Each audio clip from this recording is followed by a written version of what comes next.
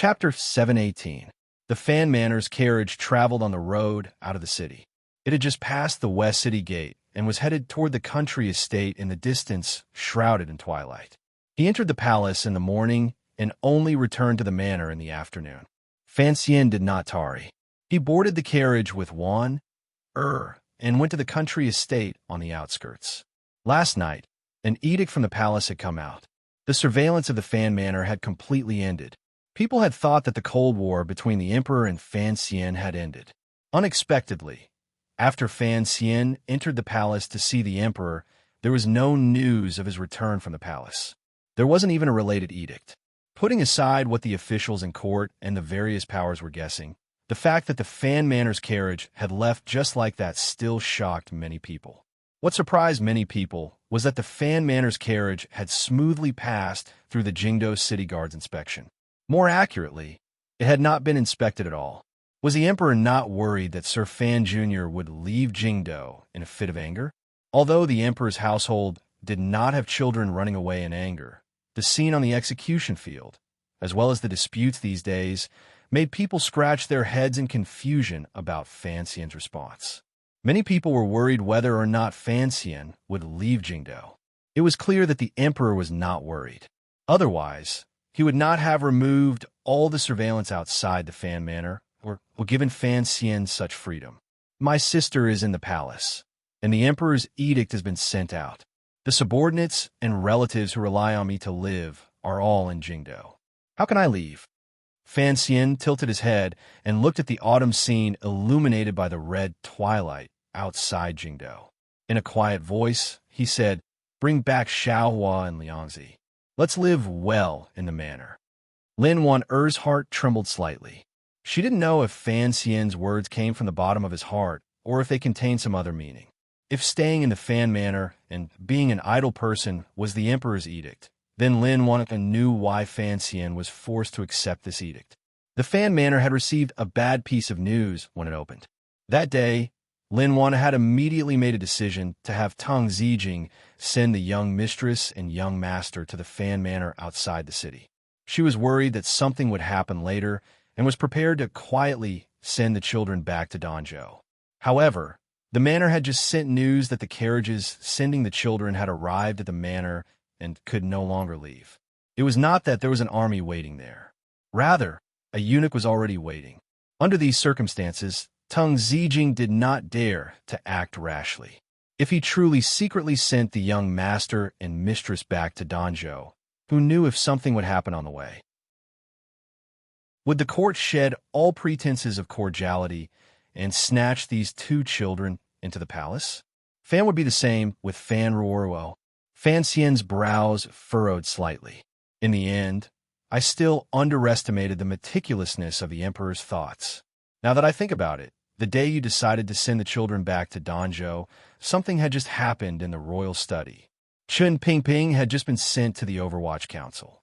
At that time, the Emperor was heavily injured, but he still did not forget about our children. My arrangements were not thorough. At the time, we shouldn't have waited in the manor. We should have thought of a way to send them directly to Danzhou.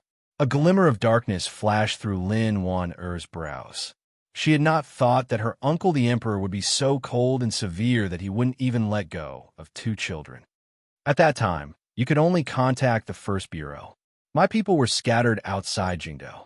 If you wanted to send them to Danzhou, there was no way. Fan Xian gently put his arm around her thin shoulders and comforted her. You've been tired enough these days and worried enough. This has nothing to do with you. Our Emperor even dares to use the temple, much less two children. Fan Xian gently put his arm around her thin shoulders and comforted. You've been tired enough these days and worried enough. This has nothing to do with you. Our Emperor even dares to use the temple, much less two children. What exactly did you and Chengping talk about in the palace? What exactly did you and Chengping talk about in the palace? Lin Wan-er sighed and thought to herself. The entire family was trapped in Jingdo. The Emperor did not reveal much of his extraordinary face.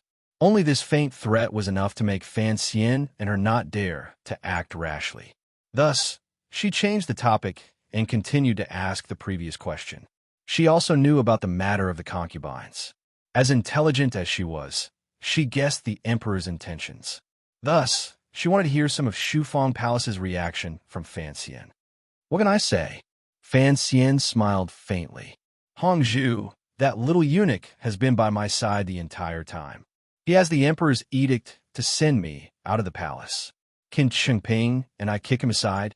There was an ambush in these words. For the sake of Hongzhu's safety, Fan Xian had kept this secret tightly.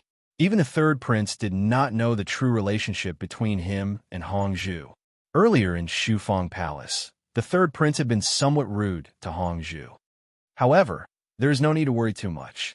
After all, Chengping has performed very well these years. How could the emperor bear to have the court fall into chaos again because of my relationship? Fan Xian's brows twitched. In front of Hongzhu, I gave the third prince a good scolding. In any case, it will probably be very difficult for me to enter the palace in the future. I should quickly scold him. It would be best if I can make Chengping truly angry at me. The carriage moved gently along the road. In the distance, the setting sun in the western sky dragged out a long red tail.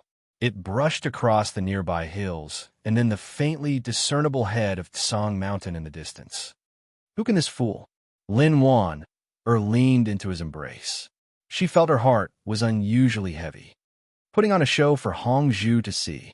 Will the emperor believe it? Regardless of whether the emperor believes it or not, I will not see Chengping in the future.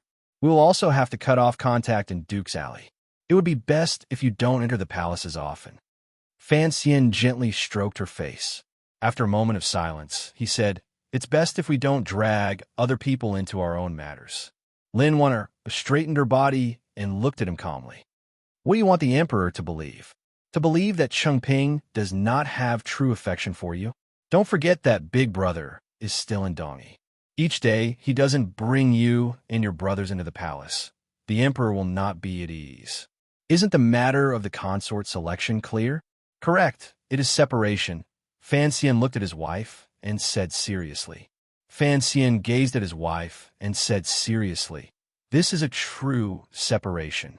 Even if something happens to me, don't drag Chengping into it. Ping did this in the past. I also wanted to do this. However, I don't have much foresight, so I prepared much later.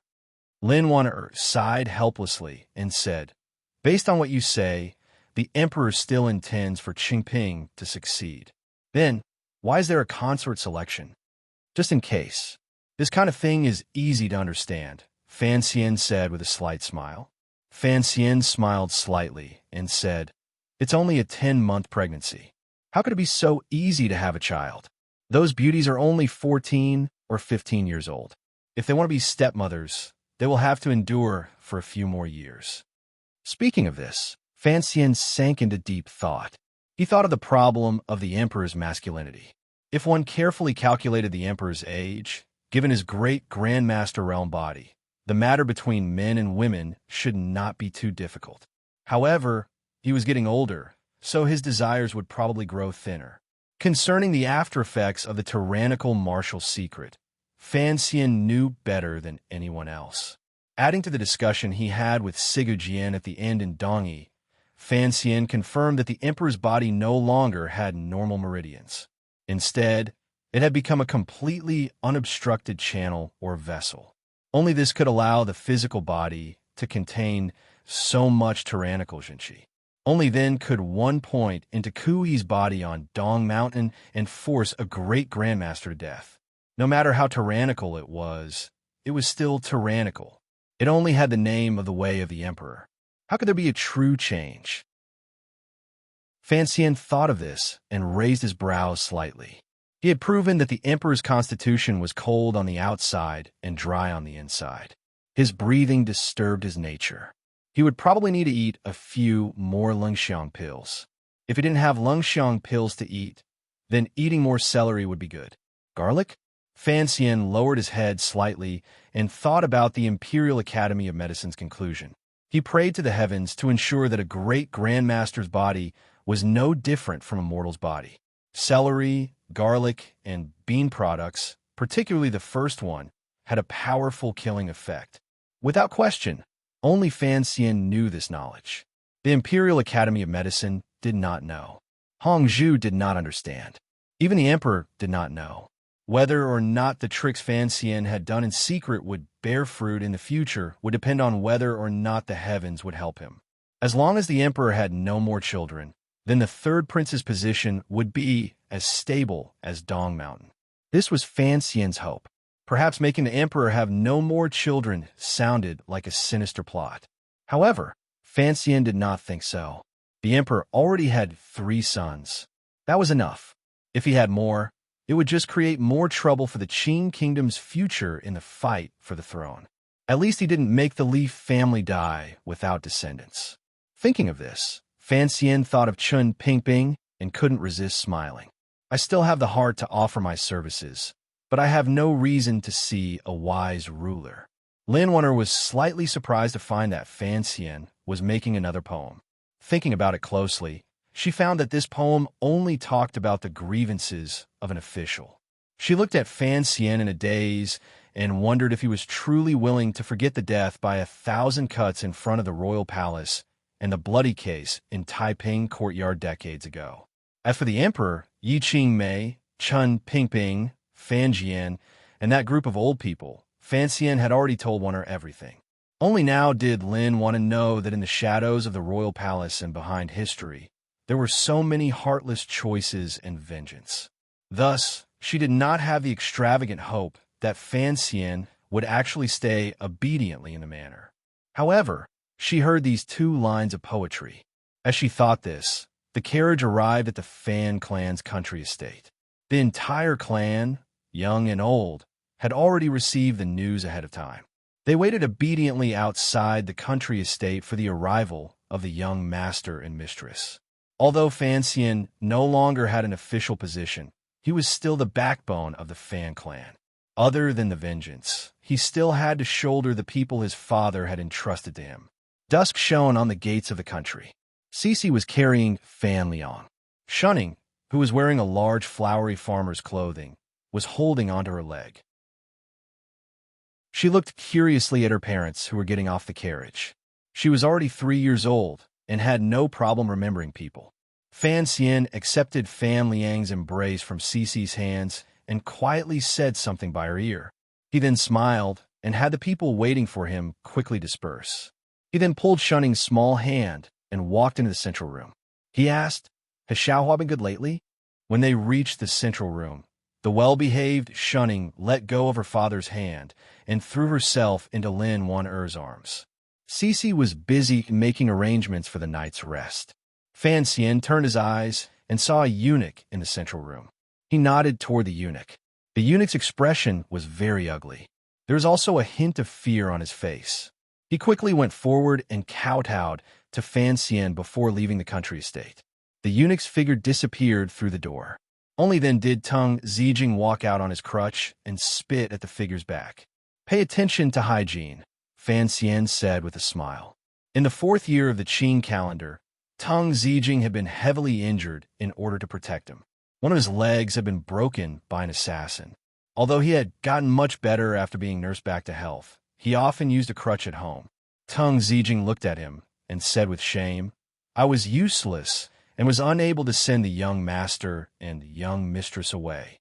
He then continued, "I had planned to kill that little eunuch, but I was afraid it would cause trouble for you. Don't look at him just because he's a little eunuch who doesn't know anything. He represents the emperor. How could you casually kill him?" Fan Xian said carelessly. He then touched the large flowery dress Shunning was wearing and said with a smile, "It's quite bright." The wife of the Teng family came out with hot tea. She smiled embarrassedly and replied, "It's 3rd sister-in-law's daughters.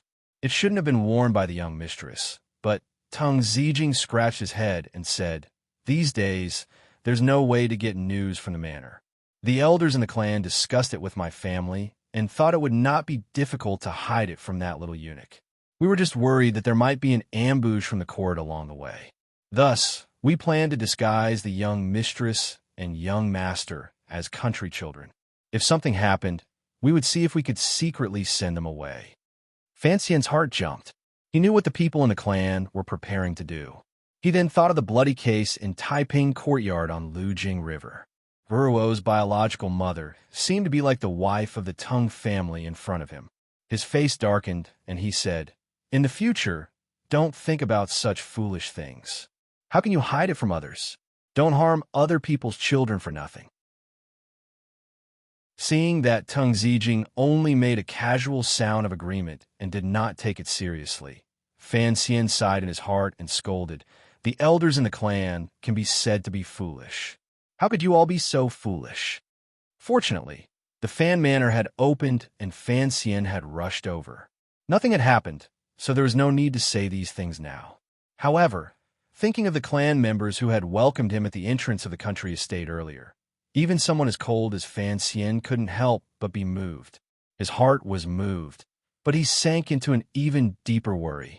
Traveling alone under heaven, he could happily repay kindness and hatred. Even if he spilled his blood and threw away his head, it was all in exchange for no regrets. Chun Pingping still wanted to send the girls in the garden to Dongi, but there were so many people around Fan Xian. How many could he send away? There was only one life in which to live without regrets. How could it be so easy? Their family did not stay long in the clan estate. After only one night, they picked up their children. The next day, the family of 5 left the manor to return to Jingdou. Just as the emperor had said in the royal study, and just as the eldest princess had said one day to her strategist, Fan Xian's weakness was too fatal. As long as he grasped this point, even if he grew wings, where could he escape to? Even if he could escape, would he want to? If he didn't escape, he could only face it. But the snowy mountains were so high and so cold. Holding a pair of children, Fan Xian sat in the carriage with a smile. His gaze occasionally looked through the window at the Tsang Mountains reflecting the white light from the east in the morning. The Tsang Mountains were on the west side of Jingdou. They were far from the official road, but they were tall and majestic, piercing the clouds. It was only early autumn, so the top of the mountain had long been covered in snow, adding a touch of coolness to the world. Do you still remember those 2 years of winter in the Tsang Mountains? Fan Xian suddenly asked. After he said this, expressions of happiness and reminiscence appeared on Lin Wan and Cece's faces. The first year, Cece had been purposely left behind by Fan Xian in the old manor in Jingdou. The second year, she still went with him. For the young people of the Fan Manor, the snow in the Tsang Mountains could clear their hearts and wash their faces. It was a beautiful little world completely cut off from Jingdou. There, Fan Xian could fully reveal emotions that were different from this world. Regardless of whether it was playing mahjong or chatting, the warm Kong in the winter snow always brought back such memories. The carriage gradually became quiet. Lin Wan thought of Yiling, and Ro Jia, who occasionally went up the mountain. These days, the Fan Manor in Jingdou had been surrounded. Presumably, Yiling was also worried about King Jing's matter in the palace. "How is King Jing?" Lin Wan asked worriedly. "The emperor's anger has subsided. Naturally, he will be allowed to return to the manor. He didn't even punish me, much less him." Fan Xian shook his head. He thought of his brother, Xijia. He didn't know if there would be any problems after he heard the news in the north with so many things happening in Jingdou. Sitting by Fan Xian's side, Shunning suddenly looked at the snow on the Tsang Mountains. Pursing her lips, she said in a childish voice, so high. It was very high. It would be difficult to go up. Fan Xian narrowed his eyes slightly and gazed at the top of the Tsang Mountains. He took a deep breath. On that snowy mountain were his most beautiful memories in the Qin Kingdom. There was also the time when Uncle Wu Zhu took him to climb the mountain and lie in the snow. He knew how difficult it was to climb to the peak of that snowy mountain. His eyesight was startling. Suddenly, he saw a few eagles circling toward the highest peak of the Tsang Mountains.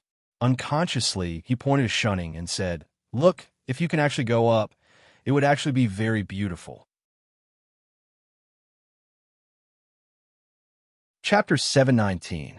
Under Hong Zhu's lead, Fan Xian walked silently toward the outside of the royal palace. Along the way, the eunuchs and serving girls he saw all turned their bodies to greet him.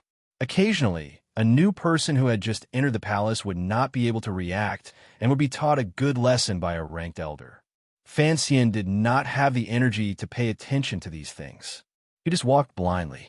The people in the palace looked at Hong Zhu in front of him and thought that the emperor had reinstated Eunuch Hong Jr. It was probably to dirty Sir Fan Jr.'s eyes. Unexpectedly, Fan Xian did not speak harshly to Hong Zhu. On the contrary, he chatted calmly with him. Hong Zhu also maintained his humble appearance and appeared very harmonious. Sir Fan Jr. and Eunuch Hong Jr. were not normal people. The people watching this scene all sighed in their hearts. Perhaps only such people, who could hide their true emotions so well, could ensure their own survival and future in the unpredictable changes of the Qin court and palace. In reality, the affairs of the world were strange. In everyone's eyes, the question and answer between Fan Xian and Hong Zhu on the way out of the palace was an act for everyone to see. No one thought that Fan Xian and Hong Zhu were actually talking. Their voices were low, and their expressions were natural. Each of them played their roles well, but the contents of what they said were not normal. The emperor seems to like those dishes these days. Hong Zhu lowered his head and said obediently. Hong Zhu lowered his head and obediently said, "The Imperial Academy of Medicine has examined them. They are all extremely good ingredients for strengthening one's constitution." Fan Xian's eyes looked straight ahead and did not look at Hong Zhu's face. He gently made a sound of acknowledgement. It was impossible to see the change in his expression. 3 years ago, the rebellion had just been quelled, and the effects of the matter had gradually disappeared. Hong Zhu was taken out of the cold palace. At first, he was helping out in the royal kitchen. He was a person who had once seen great things.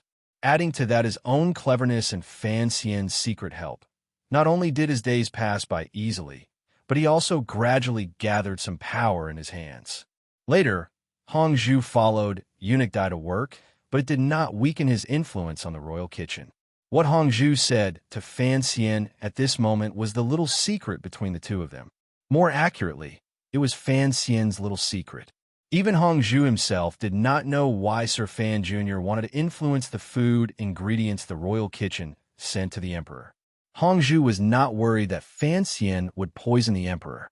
In the royal palace, this was not possible. Regardless of whether it was a chronic or acute poison, there would be specialized people to examine it. Additionally, with the food tasting segment, the possibility of poisoning had basically been eliminated. Furthermore, these ingredients that had been secretly influenced by Hong Zhu to be added to the recipes also received great praise from the Imperial Academy of Medicine, particularly the celery from the south.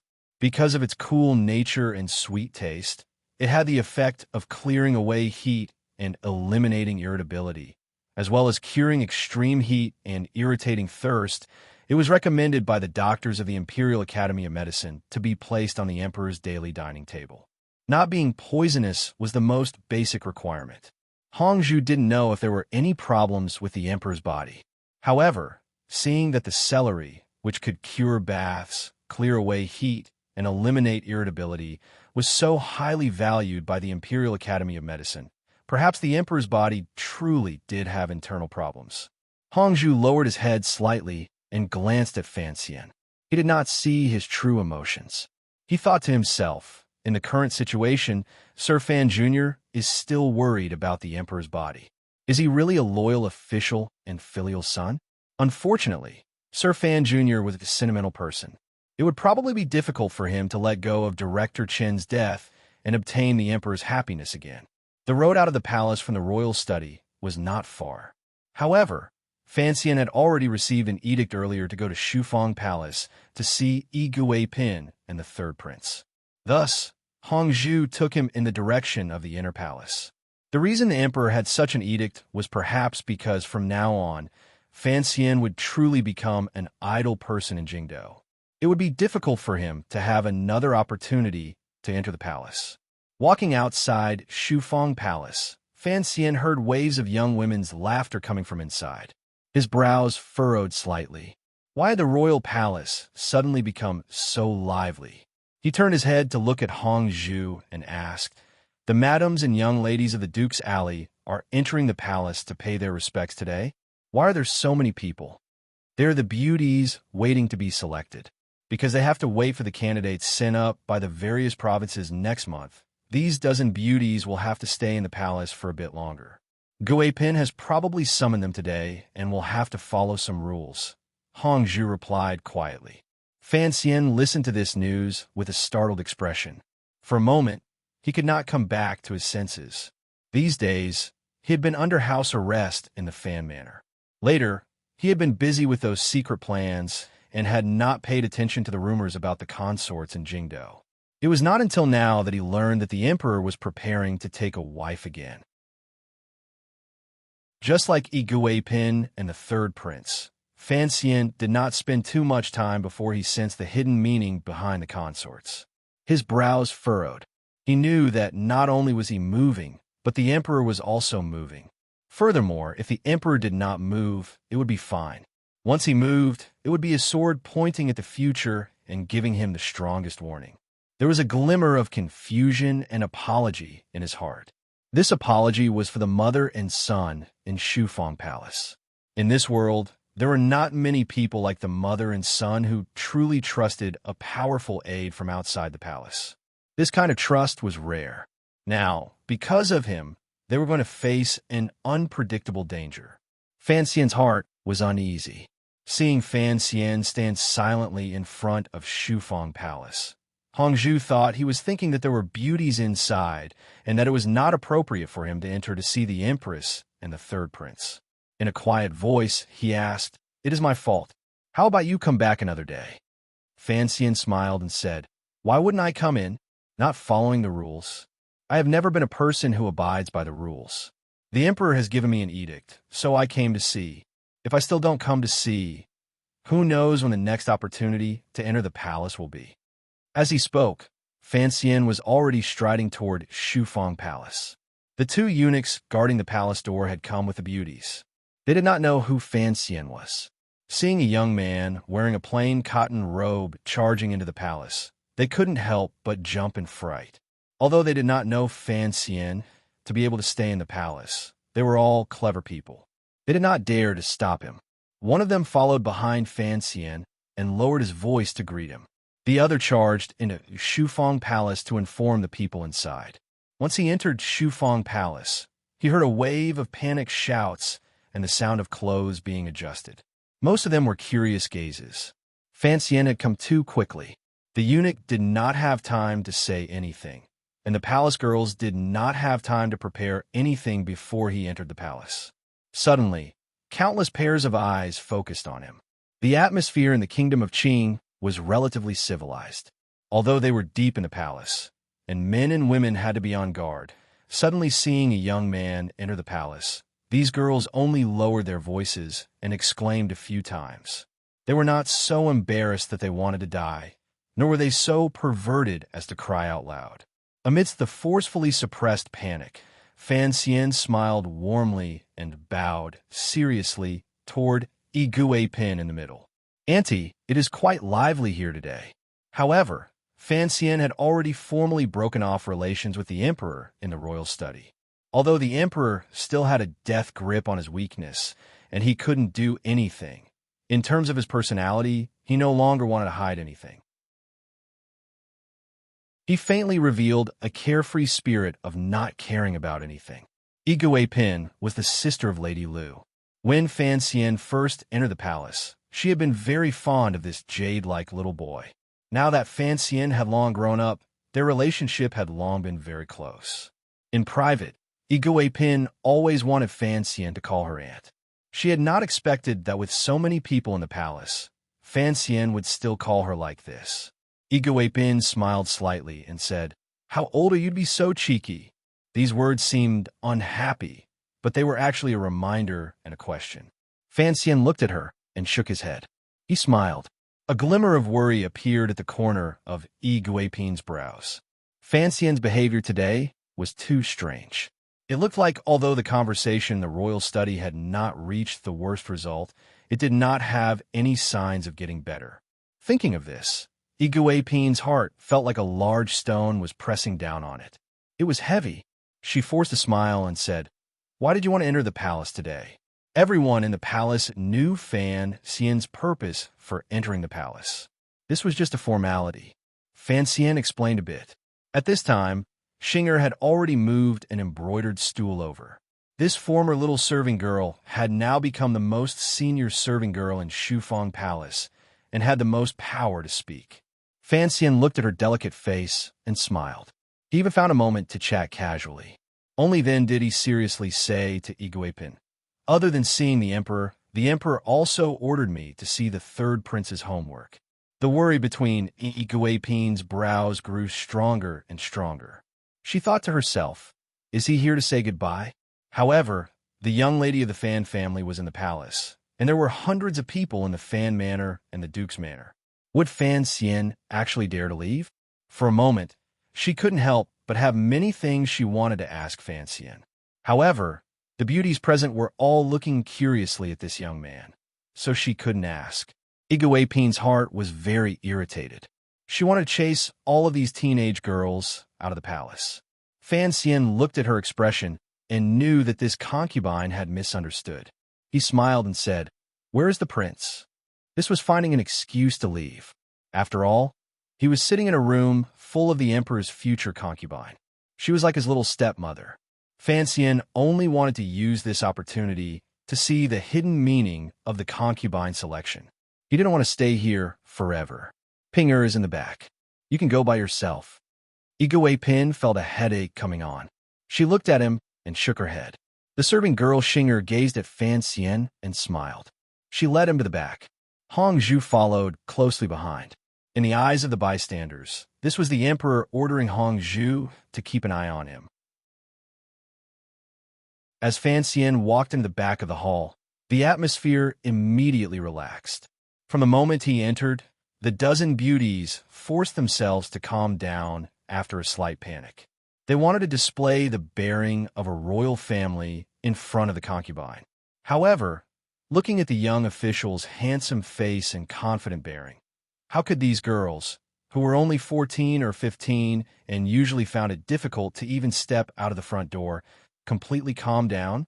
What made them curious was how such a young man dressed like a commoner could walk freely in the tightly guarded royal palace. Listening to this person's conversation with Iguipin, any of the beauties with a bit of insight guessed that this person was Sir Fan Jr. Unable to stop it, his appearance, which had been so good that it did not seem mortal, immediately gained a bit more luster in the eyes of these beauties. Regardless of whether it was the bold or the shunning, directly or quietly, they all looked at Fan Xian a few more times. At this moment, Fan Xian had left. Finally, a brave girl from the Duke's alley asked, "Concubine, is this Sir Fan Jr.?"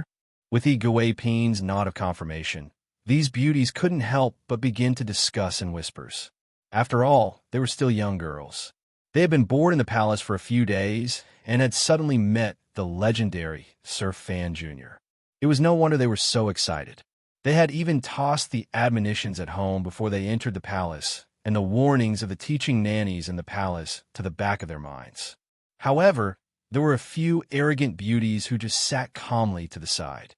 They had seen something strange from Fan Xian's attire. In addition, these beauties had always seen the young lady of the Fan Manor in the royal study as their greatest enemy. Thus, when they saw Fan Xian today, they were not moved. On the contrary, they felt a faint hostility.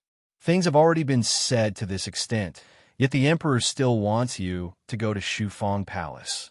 In a normal carriage, Lin Wen'er looked at the slightly tired Fan Xian beside her. Quietly, she said, "The matter of the consort selection has happened very suddenly. I think the emperor is just giving you a warning. He doesn't have anything against the third prince, so don't worry too much." When they were alone, Fan Xian always referred to the emperor as Old Emperor, while Lin Wen'er referred to the man who had held her growing up as Uncle Emperor. It was not considered disgraceful, but it was somewhat domestic. Today, Lin Wen'er had directly referred to him as Emperor. Fan Xian knew that his wife understood that his mood was very poor. It is also to warn the officials in court not to think that the future Qin kingdom will definitely be the third prince's. He smiled and said, "Although the emperor is old, his ambition is still there. I just don't know if his awe-inspiring spirit is still there." What did you and Qingping talk about? Lin Wanner gently pulled back the curtain of the carriage and looked at the early autumn Jingdo Street scene outside.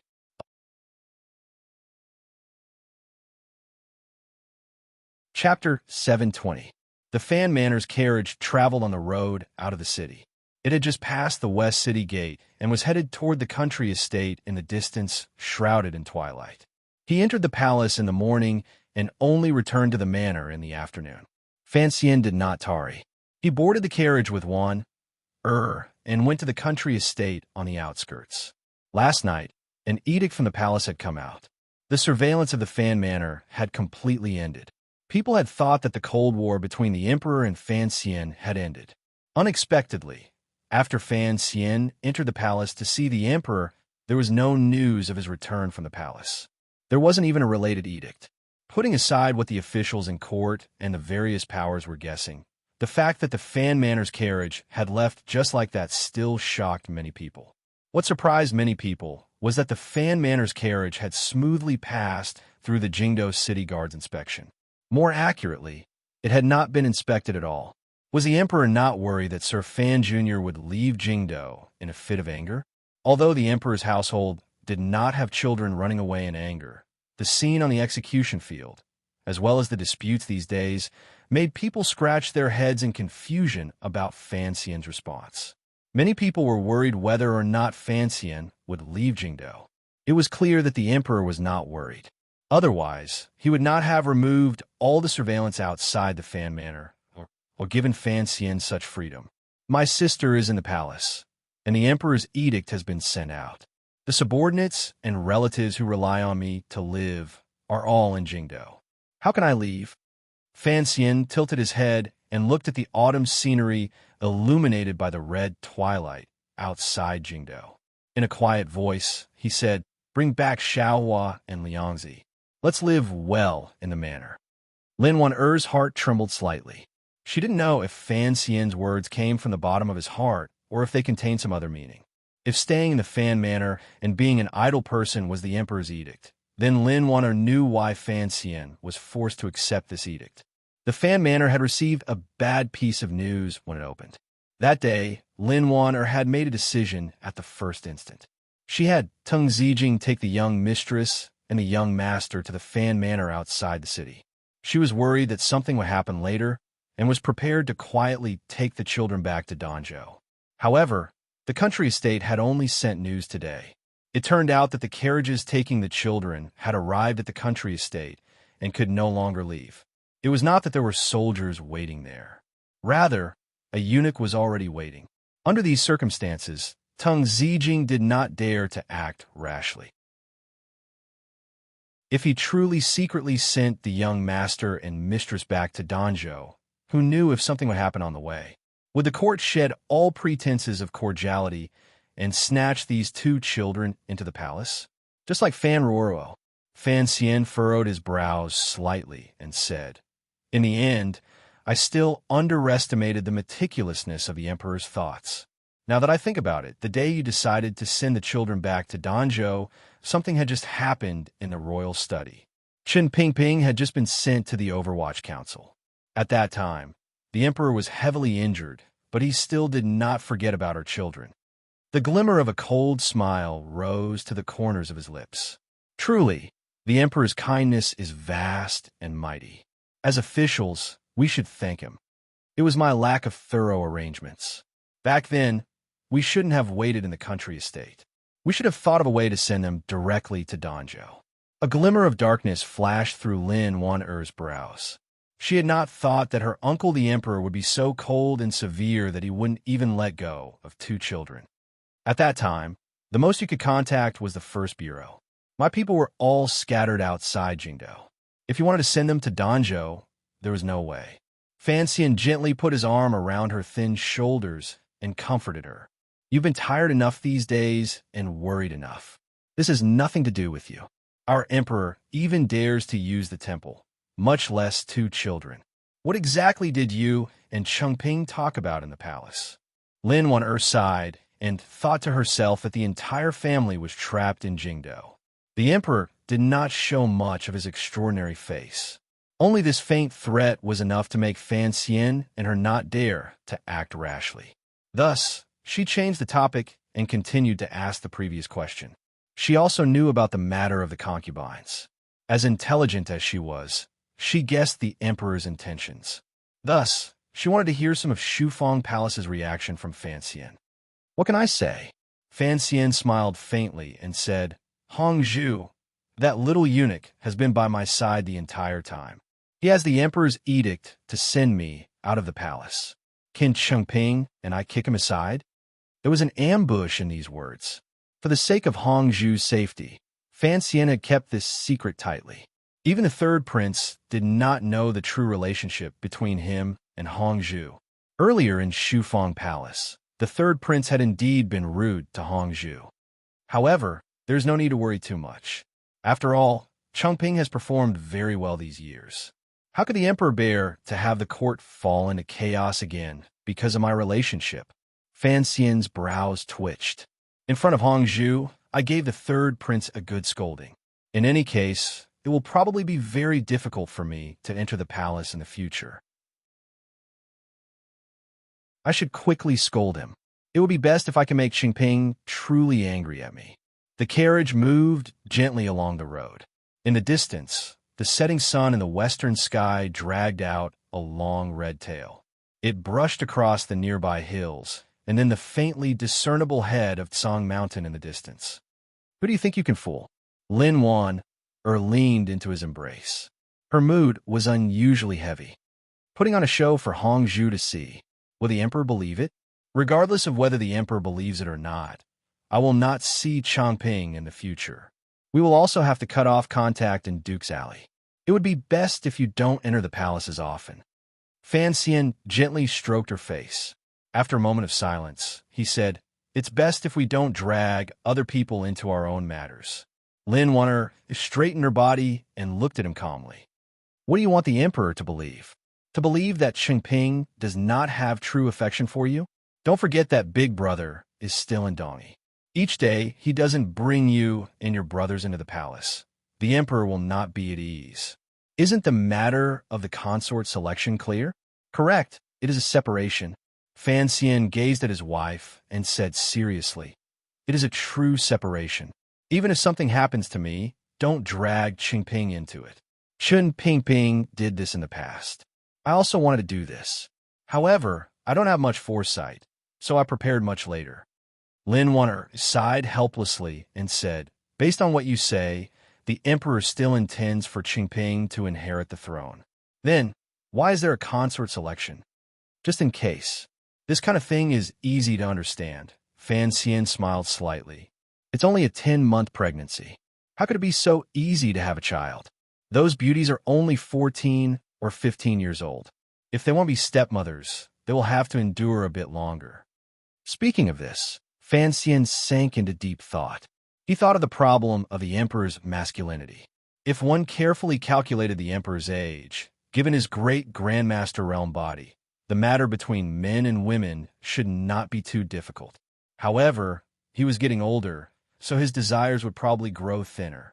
Concerning the repercussions of the tyrannical martial secret, Fan Xian knew better than anyone. Adding to the discussion he had with Sigujian at the end in Dongi, Fan Xian confirmed that the emperor's body no longer had normal meridians. Instead, it had become like a completely unobstructed channel or vessel. Only this could allow the physical body to contain so much tyrannical Jinqi. Only then could he use one finger to guide half a lake into Kuhi's body and forcefully fill a great grandmaster to death. No matter how tyrannical it was still tyrannical. It only had the name of the way of the emperor. How could there be a true change?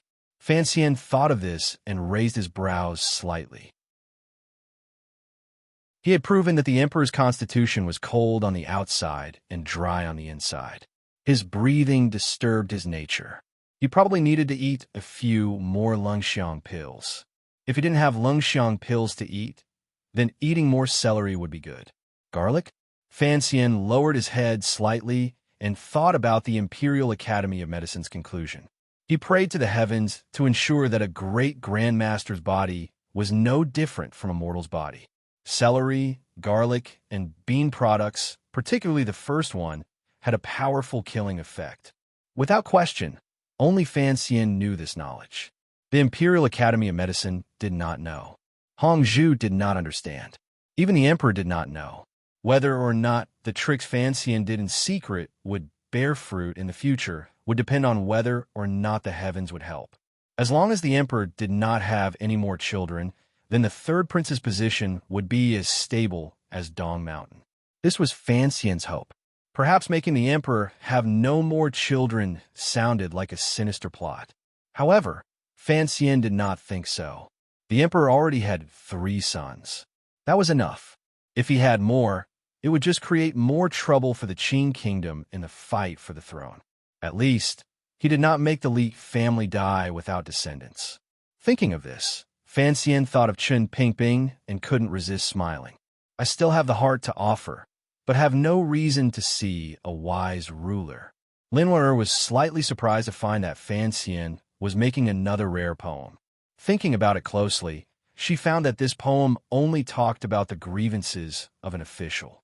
She looked at Fan Xian in a daze and wondered if he was truly willing to forget the death by 1,000 cuts in front of the royal palace and the bloody case in Taiping courtyard decades ago. As for the emperor, Yi Qingmei, Chen Pingping, Fan Jian, and that group of old people, Fan Xian had already told one everything. Only now did Lin Wen know that in the shadows of the royal palace and behind history, there were so many heartless choices and vengeance. Thus, she did not have the extravagant hope that Fan Xian would actually obediently stay in the manor as an idle person. However, she heard these 2 lines of poetry.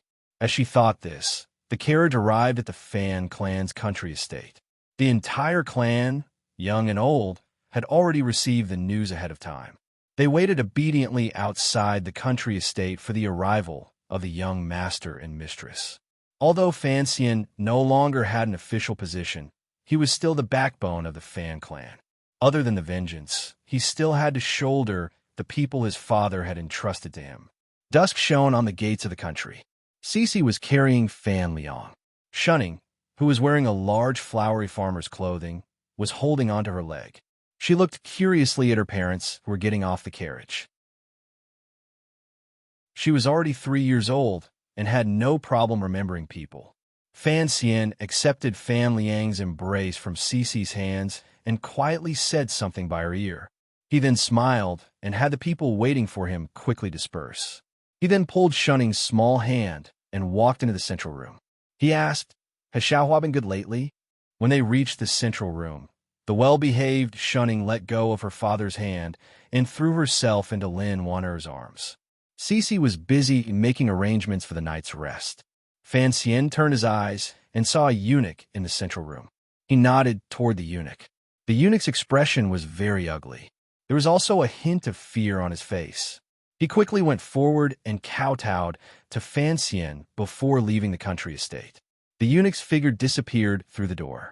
Only then did Teng Zijing walk out on his crutch and spit at the figure's back. "Pay attention to hygiene," Fan Xian said with a smile. In the 4th year of the Qing calendar, Teng Zijing had been heavily injured in order to protect him. One of his legs had been broken by an assassin. Although he had gotten much better after being nursed back to health, he often used a crutch at home. Teng Zijing looked at him and said with shame, "I was useless and was unable to send the young master and young mistress away." He then continued, "I had planned to kill that little eunuch, but I was afraid it would cause trouble for you. Don't look at him just because he's a little eunuch who doesn't know anything. He represents the emperor. How could you casually kill him?" Fan Xian said carelessly. He then touched the large flowery dress Shunning was wearing and said with a smile, "It's quite bright." The wife of the Teng family came out with hot tea. She smiled embarrassedly and replied, "It's 3rd sister-in-law's daughters. It shouldn't have been worn by the young mistress, but..." Teng Zijing scratched his head and said, "These days, there's no way to get news from the manor. The elders in the clan discussed it with my family and thought it would not be difficult to hide it from that little eunuch. They were just worried that there might be an ambush from the court along the way. Thus, they planned to disguise the young mistress and young master as country children. If something happened, We would see if we could secretly send them away. Fan Xian's heart jumped. He knew what the people in the clan were preparing to do. He then thought of the bloody case in Taiping Courtyard on Lujing River. Ruruo's biological mother seemed to be like the wife of the Tang family in front of him. His face darkened and he said, "In the future, don't think about such foolish things. How can you hide it from others?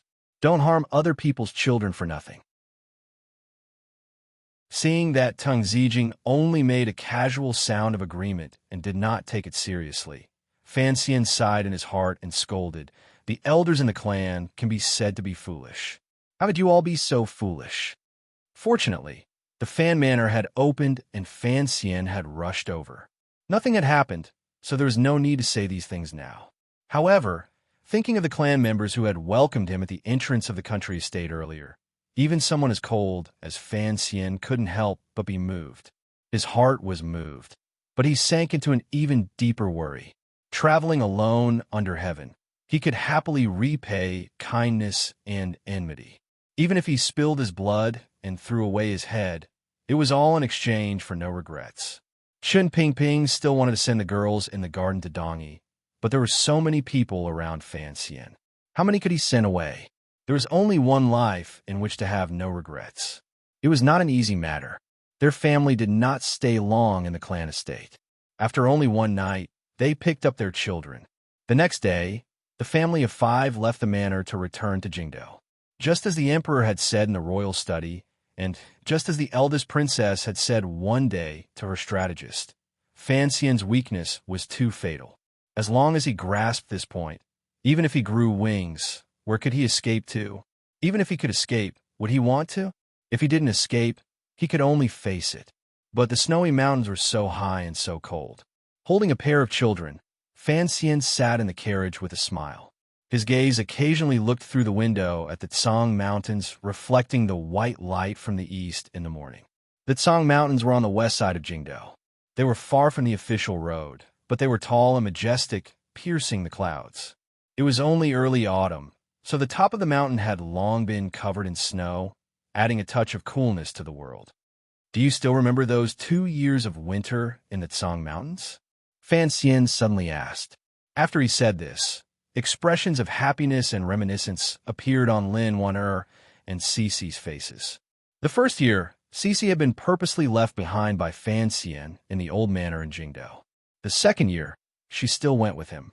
For the young people of the Fan Manor, the snow in the Tsang Mountains could clear their hearts and wash their faces. It was a beautiful little world completely cut off from Jingdo. There, Fan Xian could fully reveal emotions that were different from this world. Regardless of whether it was playing mahjong or chatting, the warm calm in the winter snow always brought back such memories. The carriage gradually grew quiet. Lin Wan'er thought of Yiling, and Rojia, who occasionally went up the mountain. These days, the Fan Manor in Jingdo had been surrounded. Presumably, Yiling was worried sick outside. Other than worrying about the Fan Manor, Rojia was probably also worried about King Jing's matter in the palace. How is King Jing? Lin Wan'er asked worriedly. The emperor's anger has subsided. Naturally, he will be allowed to return to the manor. He didn't even punish me, much less him. Fan Xian shook his head. He thought of his brother, Xija. He didn't know if there would be any problems after he heard the news in the north with so many things happening in Jingdo. Sitting by Fan Xian's side, Shunning suddenly looked at the snow on the Tsang Mountains. Pursing her lips, she said in a childish voice, so high. It was very high and difficult to go up. Fan Xian narrowed his eyes slightly and gazed at the top of the Tsang Mountains. He took a deep breath. On that snowy mountain were his most beautiful memories in the Qin Kingdom. There was also the time when Uncle Wu Zhu took him to climb the mountain and lie in the snow. He knew how difficult it was to climb to the peak of that snowy mountain. His eyesight was startling. Suddenly, he saw a few eagles circling around and doing their best to fly toward the highest peak of the Tsang Mountains. Unconsciously, he pointed to Shunning and said, "Look, if you can actually go up, it is actually very beautiful."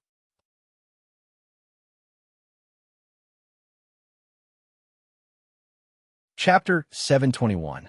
In the spring, if he planted a lot of corn, would he be able to harvest a lot in the autumn? Perhaps in the eyes of many people, sowing melons and getting melons, sowing beans, reaping what you sow, karma begets karma. Hard work makes up for one's lack of talent, and it was best to fish for some reward. After Fan Xian came to Jingdo from Danzhou, he had worked his life out for the Qing court many times and brought a lot of good fortune to the people. Although he was not a righteous and benevolent person, he had, either automatically or consciously, planted a lot of good fortune. Unfortunately, by the autumn of the 10th year of the Qing calendar, no good fortune had come.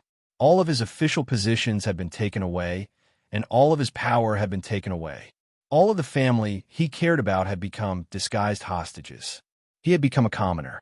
He had become a wealthy man of leisure who could only listen to songs and wander around Baiwa brothel. No one dared to speak up for him, and no one dared to plead for him to His Majesty. All the officials and citizens just calmly watched the scene unfold. They even watched it calmly, showing kindness without asking for repayment. Did Fan Xian have this kind of mentality? No one knew. In people's eyes, Sir Fan Jr. No, the little duke. No, Fan Xian had perfectly played the role of a wealthy man of leisure since the autumn. All he did was stroll the streets and alleys of Jingdo, soak in Baiwa brothel, play with the children in the manor, gossip with the women in the family, and read the new novels published by Dombo Bookstore. The Dombo medical shop across the door from the bookstore was still open. The doctors of the Imperial Academy of Medicine were replacing Fan Ruo in practicing medicine among the people. No one knew if this was the condition the icy woman in the palace had made to the emperor. In any case, the young lady of the Fan family remained deep in the palace. Fan Xian had no way of entering the palace to see her. He could only change his original idea and ask his wife to enter the palace many times to see. Just like this, a month passed peacefully. The Fan Manor was so quiet that it was almost forgotten by the people of Jingdo. Fan Xian was so silent that he was almost about to disappear in people's discussions. However, there was one place that could not forget Fan Xian. It was the Imperial College. Although the Emperor's edict had taken away all of Fan Xian's official positions, he had thrown him an empty position as a teacher of the Imperial College. About 20 days ago, perhaps because it was too boring to be a wealthy idler in the manor, Fan Xian finally fought his way out of the land of gentleness and began to attend classes at the Imperial College. The Imperial College, surrounded by ancient trees, was as quiet and secluded as usual. The news that Fan Xian was coming to the Imperial College to teach stirred up the students. In the open space in front of the Qingxin Pond, one could often see hundreds of people gathered together and listening with great interest. Fan Xian's habit was to give lectures to these students at the stone steps in front of the Qingxin pool. Because there were too many students who came to listen to his lectures, the Imperial College could not arrange for all of them. They could only listen to his mischievous suggestion and place the class between heaven and earth. Some people couldn't help but think that perhaps Fan Xian just wanted to use the endless autumn rain to be able to talk less. The content of the class was actually very simple. It was mainly about the collections of histories and classics that the great Northern Qi scholar, Sir Zhuang Mohan, had used his entire life's work to compile. The Qing Imperial College had used a number of years of effort and, with the great support of Dombo Bookstore, had long sorted through that carriage of books. Fan Xian was also relatively familiar with these books. When he spoke of the illusions in them, he did not need to have stage fright. Of course, Fan Xian's lectures were different. Basically, each time, he arranged for a few teachers to speak frankly and with assurance in front of the Qingxin pool. In the end, he would personally take the stage and debate with the students below the steps. As for the content of the debate, because it was a bit disrespectful, it did not spread outside the Imperial College. Although Fan Xian was nothing right now, at least in the Imperial College and in the hearts of these young students, he was still a very remarkable figure. At least, he was a person with some special privileges. Fan Xian lazily ended the day's classes and couldn't be bothered to pay attention to the red-faced and thick-necked students' unrelenting verbal attacks. Clapping his hands, he walked down the stone steps and said, "I told you a long time ago, I can basically only memorize the classics and classics. If you want me to say something profound and meaningful, I can't say it clearly. Although I understand the principle of sending troops with a good reason, how can there be such a thing as a righteous battle in this world? It's nothing more than an excuse. The Qing kingdom's mighty army points its sword to the world. Naturally, it is for the sake of saving the people. The student brought a dozen friends and caught up to Fan Xian's, but, very unconvinced, he said something. Today's topic touched on the period when the Wei Kingdom was founded. Using plain words, both sides were analyzing the problem of the righteousness of war. Yet this problem was the one that Fan Xian could not explain clearly. He also believed that not many people in the world could explain it clearly. Fan Xian got into the carriage and left the Imperial College. He no longer paid attention to the students who were still angry and dissatisfied behind him. The carriage traveled for a while on the streets of Jingdou. It then escaped the liveliness of the Imperial College's silence and returned to the clear autumn scenery. He unconsciously pulled open the curtains and looked at the scenery outside with a smile. However, he could not hide the sliver of melancholy between his brows. He had been a wealthy and idle person for a month. This was only a superficial appearance. He just wanted to create an appearance for the court and the palace to see. In Fan Xian's heart, there had always been a fire that was the complete opposite of his outward calm and happiness. However, this fire had been suppressed very well by him. Furthermore, he was forced to suppress it because the situation at hand still did not give him any opportunity to take advantage of. After returning to Jingdou, Fan Xian had never returned to the Overwatch Council, particularly after he had completely exiled the members of the Qinian unit from the capital. Even contacting the First Bureau had become difficult. However, this did not mean that Fan Xian did not have other sources of information. He knew that in only a month, the emperor had, with Yin Bingyun's valiant assistance, successfully suppressed most of the unstable elements in the Overwatch Council. The work of changing the blood was also progressing methodically. It was just a matter of when it would be completely cleaned out. The news from Jiangnan was also not very good. All of these signs were the source of Fan Xian's worry. He found that he had still underestimated the control and power of imperial power in a feudal society. Even the Overwatch Council that Chen Pingping and he had worked hard to run for decades was developing in a direction of submission under the coercion of imperial power. Fan Xian furrowed his brows. The problem between him and the emperor appeared to be in the Overwatch Council, the palace treasury, and Jingdou. In reality, it was under the heavens. All of the Qing court officials, the wise people among the people, and even who the scholar in Yin Bingyun, did not understand this. Thus, they did not understand why the emperor would deal with Fan Xian like this. He had taken away all of Fan Xian's official positions and power, yet allowed Fan Xian to live freely in Jingdou and still maintain a secret influence. Fan Xian's present state was neither dead nor alive. Only he and the emperor knew why this state was. If it was just to deal with Fan Xian alone, the emperor was much stronger than him. Without any effort, he could knock Fan Xian into the dust and then step on him so that he would never be able to rise again. The problem was that outside Jingdou, and even outside the Qing kingdom's borders, Fan Xian's secret influence was terrifyingly powerful.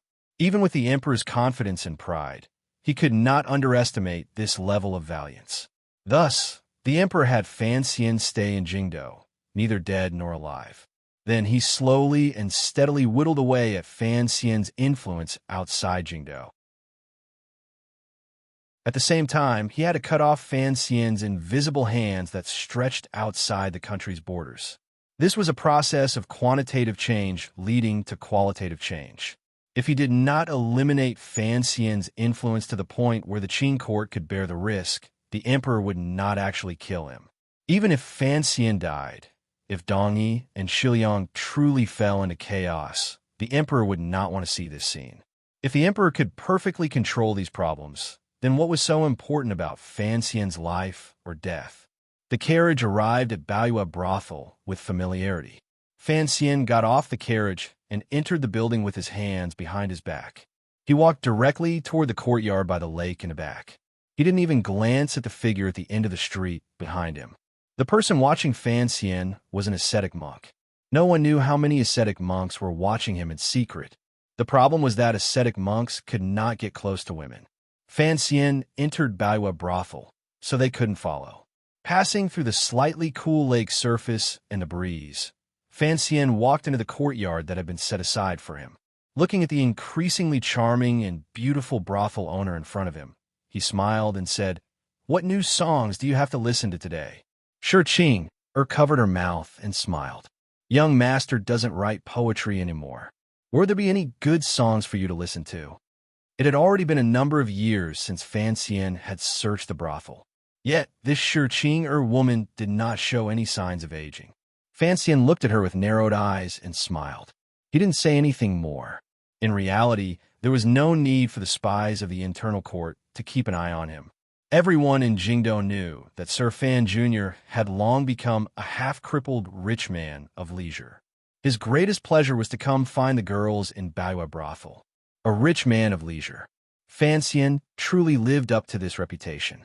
Although he had no official position or power, he still had money. No one knew exactly how much gold and silver was hidden in the Fan Manor. On the surface, the Baiwa brothel in the Fan Manor had long swallowed up most of the high-class brothels in the world with the strength of the Qing Kingdom and the protection of the Overwatch Council these years.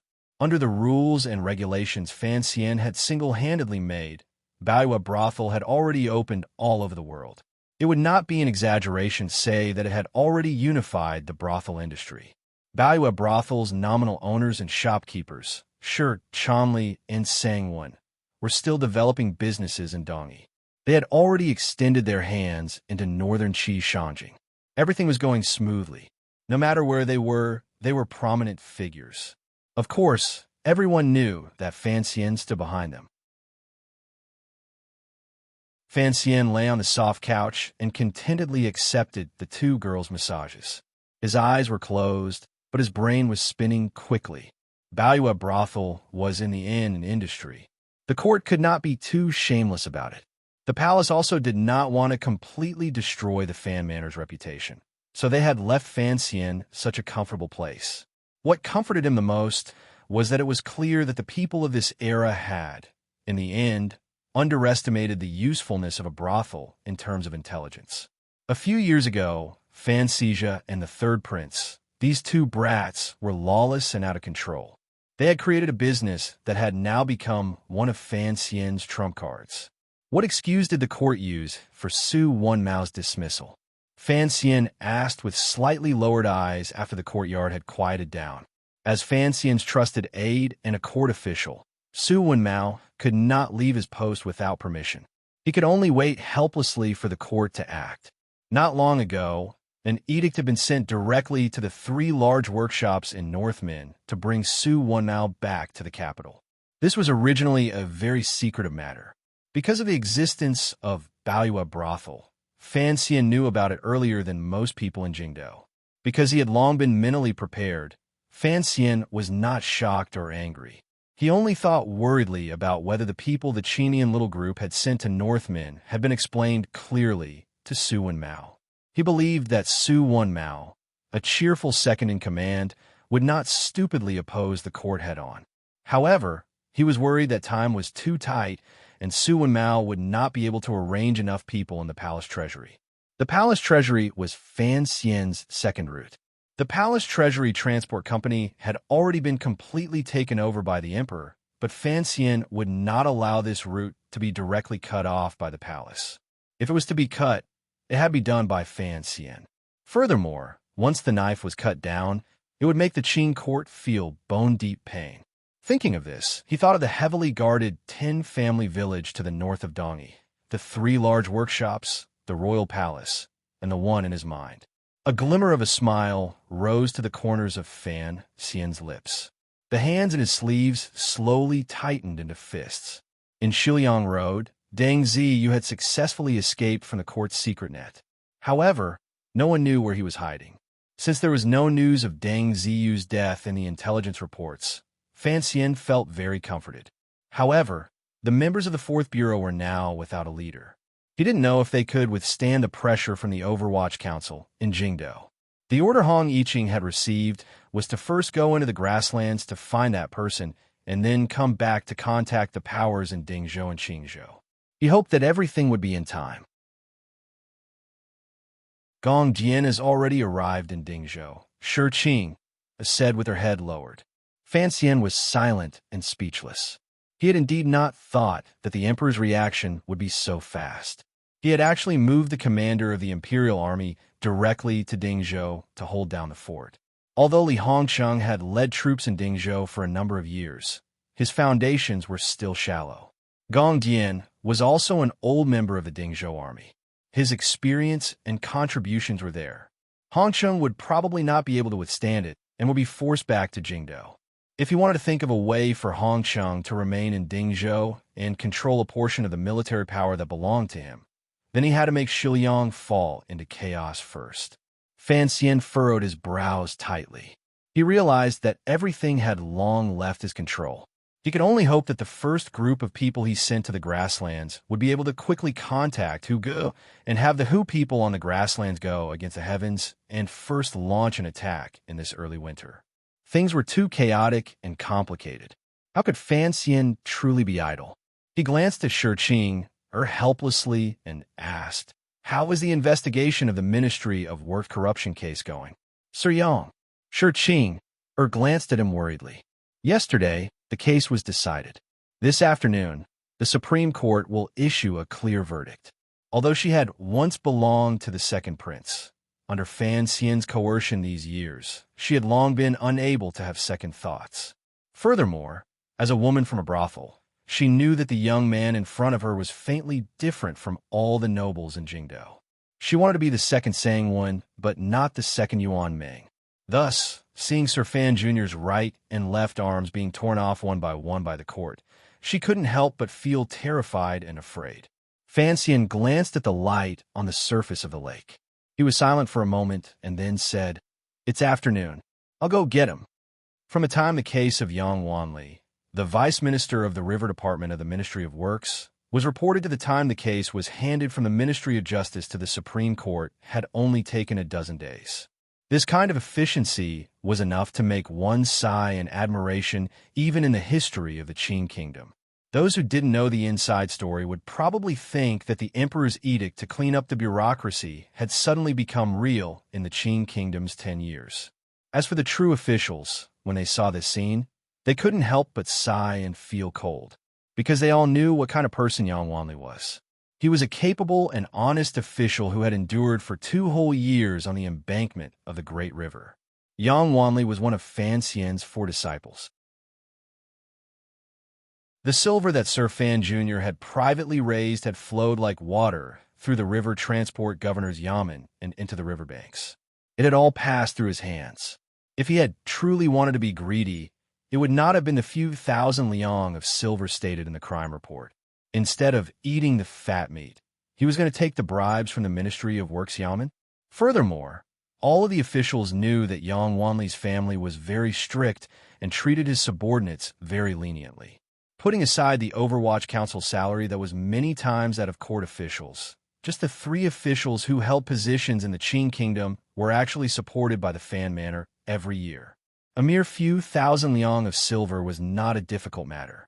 Everyone knew that the Fan Manor was the foremost god of wealth in the world. How could Yang Wanli be greedy? It was precisely because they knew this that the officials knew that Yang Wanli's trial was only the palace's idea.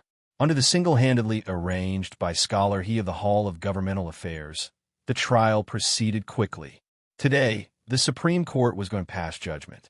According to some insider information, if the scholar had not taken pity on Yang Wanli's talent and forcefully interfered, Sir Yang's fate would probably have been even worse. Fan Xian stood alone in front of the door of the Supreme Court yamen, alone and waiting for the result of the judgment inside. The bailiffs outside the Supreme Court yamen had long recognized his identity and were frightened. They had long sent word to the people inside to know, but they could only stand trembling in front of Fan Xian. Fortunately, Fan Xian did not fly into a rage. He only waited silently for Yang Wanli to come out. The yamen closest to the Supreme Court was the First Bureau of the Overwatch Council. The little bastards of the First Bureau discovered that the director was here and couldn't resist standing outside the door of the yamen, forcefully suppressing their excitement as they watched this scene. The First Bureau was Fan Xian's old nest. Back then, the rectification had created a group of loyal subordinates. Otherwise, there would not have been a large group of First Bureau officials escorting him out of the city when he made a scene at the execution field that day. Although Mu Tai had long been kicked out of the Overwatch Council, these officials still saw Fan Xian as the director and refused to accept Yin Bingyan. However, the Qing law and the council were strict. These officials could only watch the lonely Fan Xian from a distance and give him moral support. Fan Xian did not turn his head to look at those children. He continued to look at the Supreme Court yamen. A comforting smile rose to his face. A mighty sound rang out from inside the yamen. Before long, the former litigation master of the Overwatch Council, Jingdo's richest mouth, Song Shuren, silently walked out of the Supreme Court yamen. There was no joy on his face. On the contrary, there was a hint of darkness. Ever since Fan Xian had been stripped of his position as the director of the Overwatch Council, Song Shuren, a non-staff member, did not want to stay in the Overwatch Council anymore. Instead, he had come directly to find Fan Xian. Fan Xian had not thought that this rich mouth would have such a grateful side. After feeling slightly surprised, he settled him down.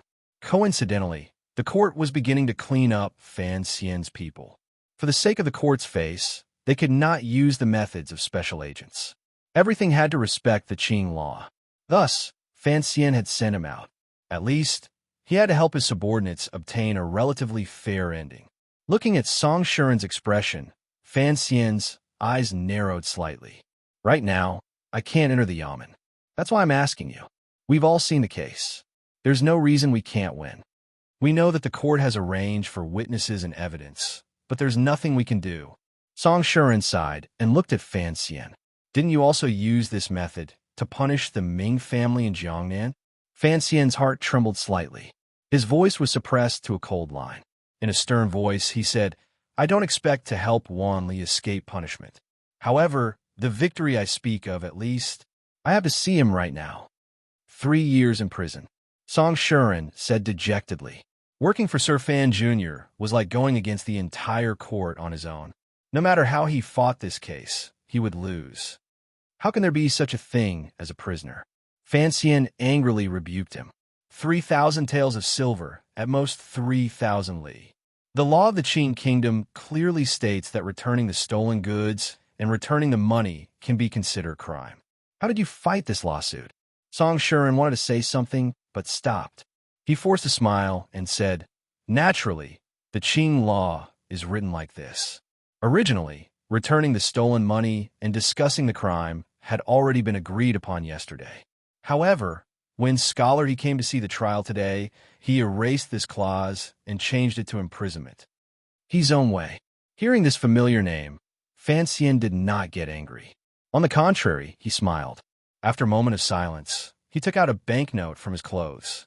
Restraining his expression, he calmly said, Go in again and give this banknote to the official of the Supreme Court. Ask him how exactly did he learn the Qing law?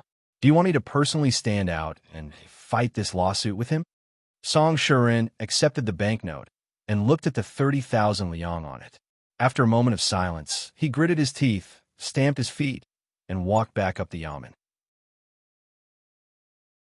He knew that Fan Xian had done this because he had been forced by the court into a corner.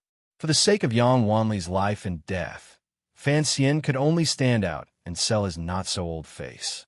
It all depended on what the officials of the Supreme Court would think. No one knew what Song Shuren said after he went in. Before long, an official coughed gently and walked to the bottom of the stone steps. He said something by Fan Xian's ear. Fan Xian did not reply. He only shook his head. The official's expression was helpless as he walked back. Finally, Song Shuren helped Yang Wanli out of the yamen of the Supreme Court. Fan Xian narrowed his eyes. He could see that Yang Wanli had been tortured in the prison. A dark fire surged in his heart. but he took a deep breath and forcefully suppressed it. He called for a few servants to lift young Wanli into the carriage. Young Wanli brushed past him. This teacher and student, who were very close in age, did not say anything. However, a glimmer of dissatisfaction flashed through young Wanli's eyes, as well as a glimmer of grief and anger. Fan Xian felt a chill. He knew what Yang Wanli was grieving and angry about. An official who wholeheartedly wanted to do something, yet because of these trivial matters in the court and royal palace, he had to endure an injustice that he did not have. Not only would he lose his position and be tortured, but his reputation would also be tarnished. As a scholar, who could bear this? Just as Fan Xian was preparing to leave, the scholar of the Hall of Governmental Affairs, his own way, accompanied by a few officials, slowly walked out of the yamen of the Supreme Court. His own way looked at Fan Xian and was silent for a moment. He then said, "Master Fan, you are very elegant." Fan Xian couldn't even be bothered to glance at him. This attitude made the officials by his own way's side angry. The situation in Jingdo was no longer what it was in the past. His own way was currently popular, but Fan Xian had long been a commoner. To not answer an official's question in front of him was against the rules. His own way did not have any emotional reaction. He asked, "I'm very curious. What exactly did you say to that official earlier for the official of the Supreme Court to suddenly change his mind?" This was something that scholar he was very curious about. He often entered the palace and knew that the crack between the Emperor and Sir Fan Jr. could no longer be mended. Thus, when he looked at Fan Xian now, he was not as afraid as he had been in the past. He had come to the hearing by imperial edict. He had secretly done something to ensure that Yang Wanli, one of Fan Xian's 4 disciples, would never have a chance to rise again. He had not expected that everything, which had gone according to plan, would suddenly change. It was clear that this young man was no longer favored by the emperor and held no official position. Why had the officials of the Supreme Court been frightened back by his words? His own way thought hard, but could not understand. He didn't know what kind of magic Fan Xian had to make these officials not even listen to the emperor's hints. Fan Xian turned his head and glanced at him coldly. "I said to that official, don't force me to act out." "You want to force me to act out?" Fan Xian narrowed his eyes and looked at his own way's slightly dark face. Suddenly, he smiled slightly and said, "Actually, I also want to know. What can you do to me when I flatter an official of the court on the street?" After these words were said, the officials at his own way's side finally understood that Fan Xian's power did not just lie in official position and power. They took a step back in fright, but his own way continued to stand calmly in front of Fan Xian. He sighed, understanding the reason. He couldn't help but feel some regret. In terms of official position and power, he might be able to suppress him. However, in the face of ruthless and unreasonable killing, he would never be as arrogant as him. The Suzhou Zhizhou, Cheng Jialin, was accused of visiting a prostitute and invading the mausoleum. He has been asked to return to the capital to defend himself. In a few days, he will probably come back to the Supreme Court, his own way said warmly. "It looks like even you, a wealthy and idle person in Jingdo, cannot truly be idle." Fan Xian's eyelids drooped slightly. Casually, he said, "You are the emperor's dog, so you have to run around everywhere. I don't." Many years ago, Fan Xian had already slapped his own way in the face. Now, outside the yamen, he had coldly called his own way a dog on the street. It was like slapping him in the face again. After all, his own way was no longer the little imperial censor of the past. As the first-ranked official in court, he had his own face to consider. Furthermore, there were so many people watching. His slightly dark face gradually changed. In a cold voice, he said, "As an official, I am the emperor's dog. In my eyes, you are also the emperor's dog. Are you not?" Scholar, he thought that these words were appropriate. Not only did he preserve his dignity, but he also blocked these words and made it difficult for Fan Xian to respond. Unexpectedly, Fan Xian smiled when he heard these words. "If I am a dog, then what is the emperor?" Fan Xian said with a cold smile as he looked at him mockingly. He then turned and climbed into the carriage. His own way's expression froze. He knew he had said the wrong thing. It was just like how he didn't understand how Fan Xian could influence the Supreme Court. No matter how he had been demoted, he was still the emperor's flesh and blood. On this point alone, the people of the world could not compare. A powerful sadness rose in his own way's heart. He felt that life was always so unfair. In Jingdo, Fan Xian could not be idle. When he met the emperor's combination of punches with great difficulty, he could only focus on blocking. He had no ability or method to counterattack. On the true battlefield between him and the emperor, a soul-stirring drama was playing out. These dramas had no audience and were not recorded in the annals of history, but they were truly playing out. Only in these places could Fan Xian have enough power to carry out the most decisive counterattack against the chess pieces the emperor had laid out. In Dingzhou and Shiliang Road, no one knew what kind of entanglement Li Hongsheng and Gong Dian, who had come to take over his position, were having. On the road from the Qing kingdom to Dongyi, the armies of the two sides were facing off. No one was willing to give way. The 3,000 soldiers of the Yinjing camp for winter training were forcefully blocked at the border, not daring to take a step in. This situation had been at a stalemate for 3 days. The emperor has an edict for us to enter Dongyi to assist the great prince in quelling the rebellion. In the end, the great prince has blocked it with a military order, saying that his 10,000 elite soldiers are enough. The commander of the Yinjing camp, Wang Zhikuan, looked at his trusted aides in the tent and smiled coldly. Since those 10,000 elite soldiers are quelling the rebellion in the Liang kingdom, who can stop our soldiers from entering Dongyi? When he said this, Wang Zhikuan's anger finally exploded. This was originally a test the court had sent toward Dongyi. Everything had been going according to plan. If the great prince had not sent troops to stop them, these 3,000 elite soldiers would have been the vanguard. The Yinjing camp had prepared 20,000 people to advance along the road. Who knew that these 3,000 elite soldiers would be blocked at the border and not be able to take a step in? He pointed at the generals below and scolded, 1,000. Are 1,000 people enough to scare you out of your wits? They are also soldiers of the Qing kingdom.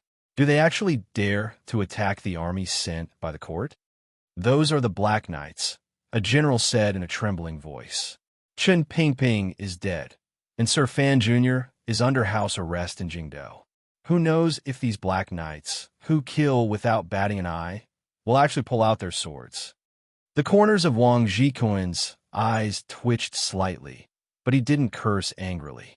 As for this secret military operation, he had nominally accepted the Bureau of Military Affairs winter training. In reality, he had accepted the emperor's secret edict from the palace. Just as he said earlier, this was a test. This was the emperor sitting on the throne, testing his eldest son far away in Dongyi. The news of the Jingdo incident had long reached Yinjing. Only now did Wang Zhikuan know that the duke had led the Black Knights straight into Jingdo to save old Director Chen. The commander of Yinjing didn't know why Director Chen had suddenly been purged by the emperor. Although he sighed slightly in his heart, as a soldier of the Qing kingdom, he had to obey the emperor's edict. Not long after the Jingdo incident, the great prince suddenly sent an urgent military report saying that volunteer armies were rising and falling within Dongyi. The chaos of war was frequent, and it was impossible for him to escape and return to the capital in a short time. This blocked any way for Jingdo to summon him back. Wang Zhikuan knew that the great prince didn't want to return to the capital. As the saying goes, when a general is outside, the ruler's orders cannot be obeyed. It was clear that the great prince, who had successfully controlled 10,000 elite soldiers, had already left the emperor's heart because of the Jingdo incident. Once the great prince's attitude was revealed, the emperor was not angry. Instead, he sent an edict to Dongyi, saying that he would send the Yinjing military into Dongyi to help the great prince quell the rebellion. Just as Wang Zhikuan expected, the great prince forcefully refused the Yinjing camp's request to send out troops. Furthermore, the group used to stop the Yinjing army these 2 days was indeed not the great prince's people. The court couldn't even find an excuse. The Black Knights. Wang Zhikuan furrowed his brows slightly. Thinking of this group of riders, which were not many but had exceptional battle power, he naturally thought of that idler in Jingdo. It's the last 2 days of 2008.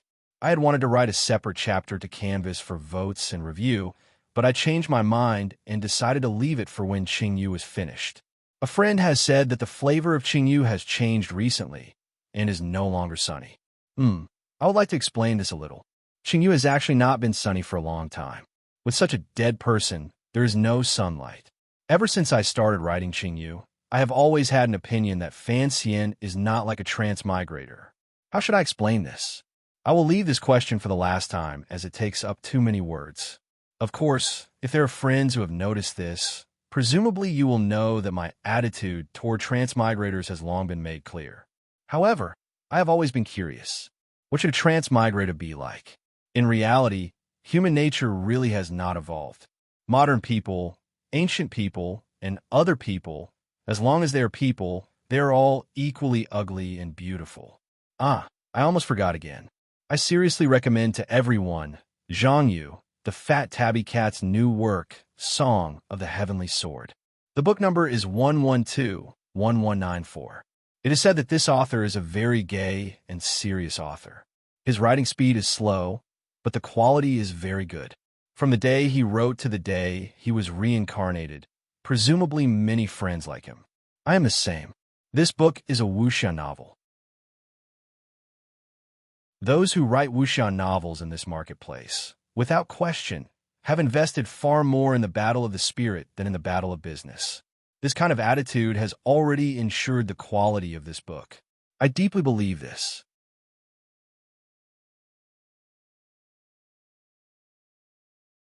Chapter 722. We have to go. Wang Zhikuan did not say these words. He only glanced coldly at the generals in the tent and slapped the table. In a meaningful and heartfelt tone, he said, "I don't care who these Black Knights belong to. I only know that the Bureau of Military Affairs Winter Training Order says very clearly that no one can stop the 3,000 riders of the Yinjing camp entering Dongyi. The 3,000 Yinjing soldiers were just a test. They were the vanguard. It was the attitude the court was showing as it pressed toward the great prince step by step." Wang Zhikuan's eyes narrowed slightly as a cold light gradually rose in them. He squeezed his voice into an icy line. No matter what, the 10,000 soldiers the great prince leads are, in the end, people of the Qing kingdom. The great prince cannot take the risk of a mutiny and bring those soldiers to stop them. Thus, the problem at hand is the 1,000 Black Knights placed around Yodo Mountain. The day after tomorrow, we will send the Bureau of Military Affairs transfer order to them. If they are still not willing to give way, then it can only prove that they are no longer part of the Qing Kingdom's army. But the Emperor's attitude toward Sir Fan Jr. is still unclear, the general said worriedly. If the Yinjing camp actually fought with the Black Knights, it would be the same as officially shedding all pretense of cordiality with Fan Xian's faction. The atmosphere in Jingdo was very delicate. The generals in Yinjing did not know exactly how the person in the palace was planning to deal with Fan Xian. If they just wanted to give Fan Xian the cold shoulder, then the Yinjing camp's actions were too dark and heavy. In the future, it would be difficult to salvage the situation. The tent was deep in Yinjing. It was actually a very large room. However, it had a name with a strong military flavor. The generals in the room were all Wang Zhikuan's trusted subordinates, so there were many things they could say that were not taboo. Some things could be said openly. The worry the general spoke of earlier was actually the worry in Wang Zhikuan's heart. The emperor had indeed removed all of Fan Xian's official positions, but he had never truly questioned him. Who knew how the situation would develop in the future? Outside Yinjing, the 1,000 Black Riders at the foot of Nyoto Mountain were indeed a powerful force. However, Wang Zhikuan had led troops for 20 years. The Yinjing camp controlled 100,000 elite soldiers. Just based on numbers and equipment, they were the best of the Qing Kingdom's 5 roads border soldiers. It was impossible that they could not break through the 1,000 Black Riders blockade. The problem at hand was that it was impossible for Yinjing to throw in all its troops. Once the flames of war ignited, Dongyi would only belong in name. The hearts of the people would not be settled. It would probably lead to the Qing Kingdom's first true civil war. Wang Zhikuan did not dare to bear this kind of historical responsibility. His position in the military had already climbed to the top. Regardless of what other contributions he made on the battlefield, at most, he would return to Jingdo like Commander Yi and become the head of the Bureau of Military Affairs. There would be some progress in his reputation, but in reality, there were no benefits. For this governor of Yanjing, there was very little room left in life for him to struggle. Thus, he had to think about the descendants of his family and the future. Although the emperor still looked down on the world, he was, in the end, old. There would come a day when he would pass away. If Fan Xian could survive this storm. No, even if Fan Xian couldn't, once the third prince sat on the throne, given his relationship with Fan Xian, would he tolerate him? Wang Zhikuan's brows were furrowed tightly. After all, he was a military commander. He was skilled in strategy on the battlefield, but it was difficult for him to notice the movements in the details. The matter of the Jingdo concubines had not allowed him to understand the emperor's plans. His brows furrowed tightly and then relaxed. Finally, he made up his mind. In a cold voice, he said, "We'll move the day after tomorrow. If anyone dares to stop us, seize their weapons." All of the Yanjing generals had their own thoughts and left the camp with heavy hearts. They were not sure if the military operation the day after tomorrow would actually cause a conflict with the Black Knights. They also did not know if the great prince in Dongyi would actually lead the 10,000 elite soldiers back to the east and directly oppose the Qing kingdom's border soldiers. To sum it up, these loyal Qing generals were worried whether the Qing kingdom's first civil war would erupt in the area under their jurisdiction. Governor Wang seemed to have made up his mind. That night, he went to the main manor and found the leader of the civil officials in Yanjing, Mei Zhili. Mei Zhili was Duke Lu's student. Although he did not have a deep relationship with Fan Xian, he was familiar with Fan Xian. After hearing Commander Wang's sincere request for advice, Sir Mei lightly asked Wang Zhikuan a question. "Zhi is still in Jingdo, right?" Mei Zhili had left his position as the Jingdo magistrate in the 4th year of the Qing calendar and had come to Yanjing. He cooperated harmoniously with Governor Wang's military and political affairs and rarely meddled. Governor Wang deeply understood Sir Mei's foresight and strategy. Just by being able to leave the position of Jingdo magistrate unscathed, one could tell how capable he was in officialdom. The two of them had a good personal relationship, so Sir Mei addressed the young lady of the Wang family as naturally as he would a junior and only called her Zhi. Hearing the words Zhi, Governor Wang's expression did not change. His heart, which had been tempered by the ice and snow of the battlefield, trembled involuntarily. He knew what Mei Zhili wanted to make clear. Wang Zhi had entered Prince Huqing's manor in June and become the great prince's secondary fei. Before this young lady was married, she had been exhorted to her face by Fan Xian and lectured for a number of months. Other than Jingdo and Yanjing, most people in the world knew that other than Fan Xian's 4 disciples, Fan Xian had 3 other students of noble status. The first was the 3rd prince, the second was the young lady of the Yi family, Yiling, and the third was the young lady of the Yanjing Governor Wang's manor. In the Qing kingdom, filial piety was the most important word, followed by the word of one's teacher. Given the relationship between the Yanjing manor and Fan Xian, the 1,000 Black Knights blocking the foot of Nyoto Mountain appeared complicated. Wang Zhikuan glanced at Mei Zhili. After a moment of silence, he said, "There is an edict from the palace and an order from the Bureau of Military Affairs.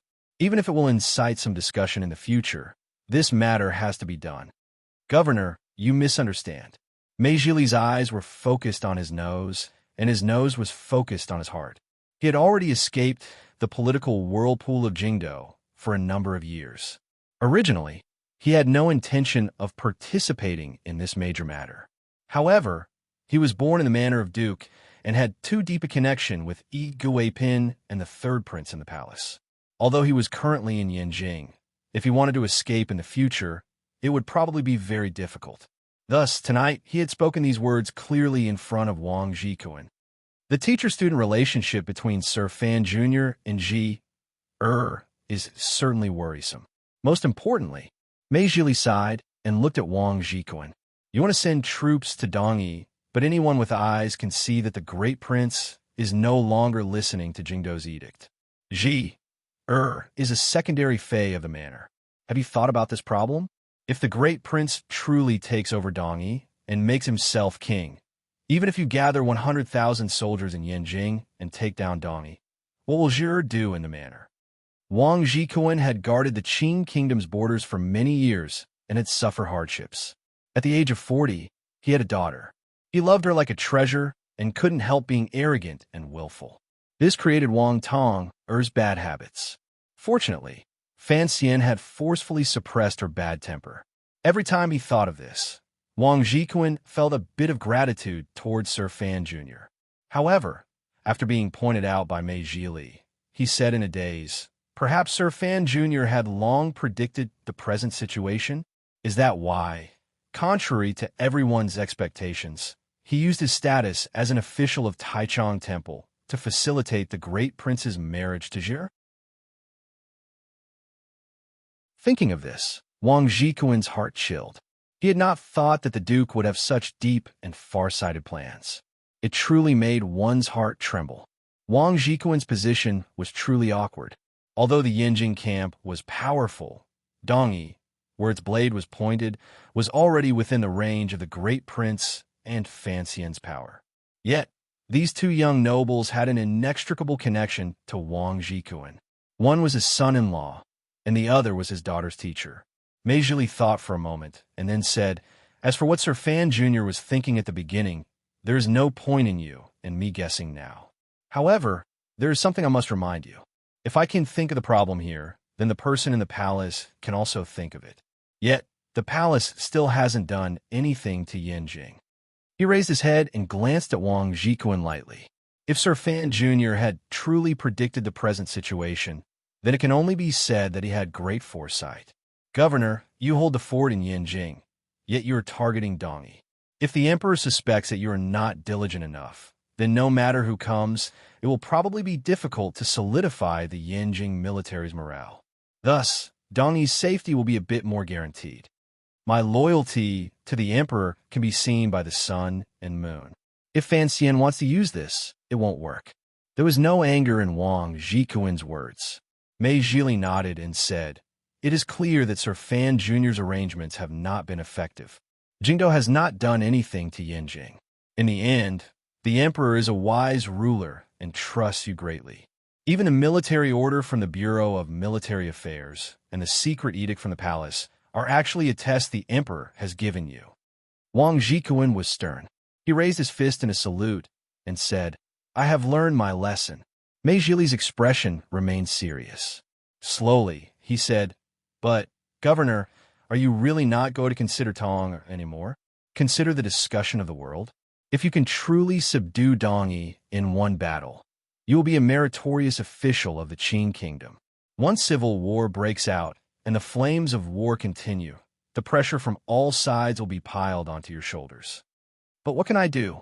If I truly suppress my troops and do not move, I will be letting down the emperor's trust. Wang Zhikuan's brows rose. The conflict in Jingdo will, in the end, land on the battlefield. As the emperor's official, there are many things I have to do. I have to do it. If I can't, then I won't do it. Mei Zhili looked at him calmly. After a moment of silence, he gritted his teeth and said, to say something disrespectful, this is, after all, a family matter of the emperor. As officials, you and I must be loyal to the emperor. If the Qing kingdom truly breaks out into civil war, how will you and I explain to the world? The change in Jingdo should land on the battlefield. However, it is clear that Sir Fan Jr. and the emperor do not wish for this turmoil to spread too far and wide. Otherwise, the emperor would not continue to let Sir Fan Jr. live, and Sir Fan Jr. would not stay in Jingdo as a wealthy and idle person. Those two are both guarding that bottom line. Governor, when you send out your troops in 2 days, please remember this bottom line. You can threaten or invade, but if you really want blood to flow like rivers, I think it is not wise. I'm afraid that is not the result the emperor wants. But the other party is the Black Knights.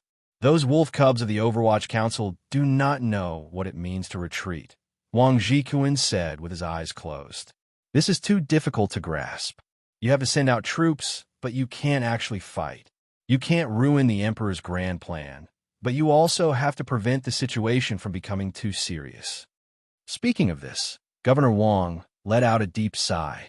He had lived his entire life in the light of knives and shadows, but he had never encountered such a complicated situation. If they wanted to fight, then fight. That was the simplest. Even if the other party was Fan Xian or the Great Prince, if they truly threw the east of the kingdom into chaos, the Emperor would not be happy. Since the Emperor has a secret edict, we have to fight. At the very least, we have to truly confront each other and suppress the Black Knight's momentum. Mei Zhili's eyelids drooped slightly. The palace's edict must be carried out, pressing down like a storm on a mountain. How many days can the Black Knights resist? Although they are a group of cold-blooded riders who kill people like flies, the Great Prince is not, and neither is Sir Fan Jr. This kind of situation will not last for many days. In the end, they will have to shed all pretense of cordiality. Wang Jikuan looked at him and reminded, "The Emperor's edict is here. I don't want the Emperor to mistakenly think that I am not doing my job well.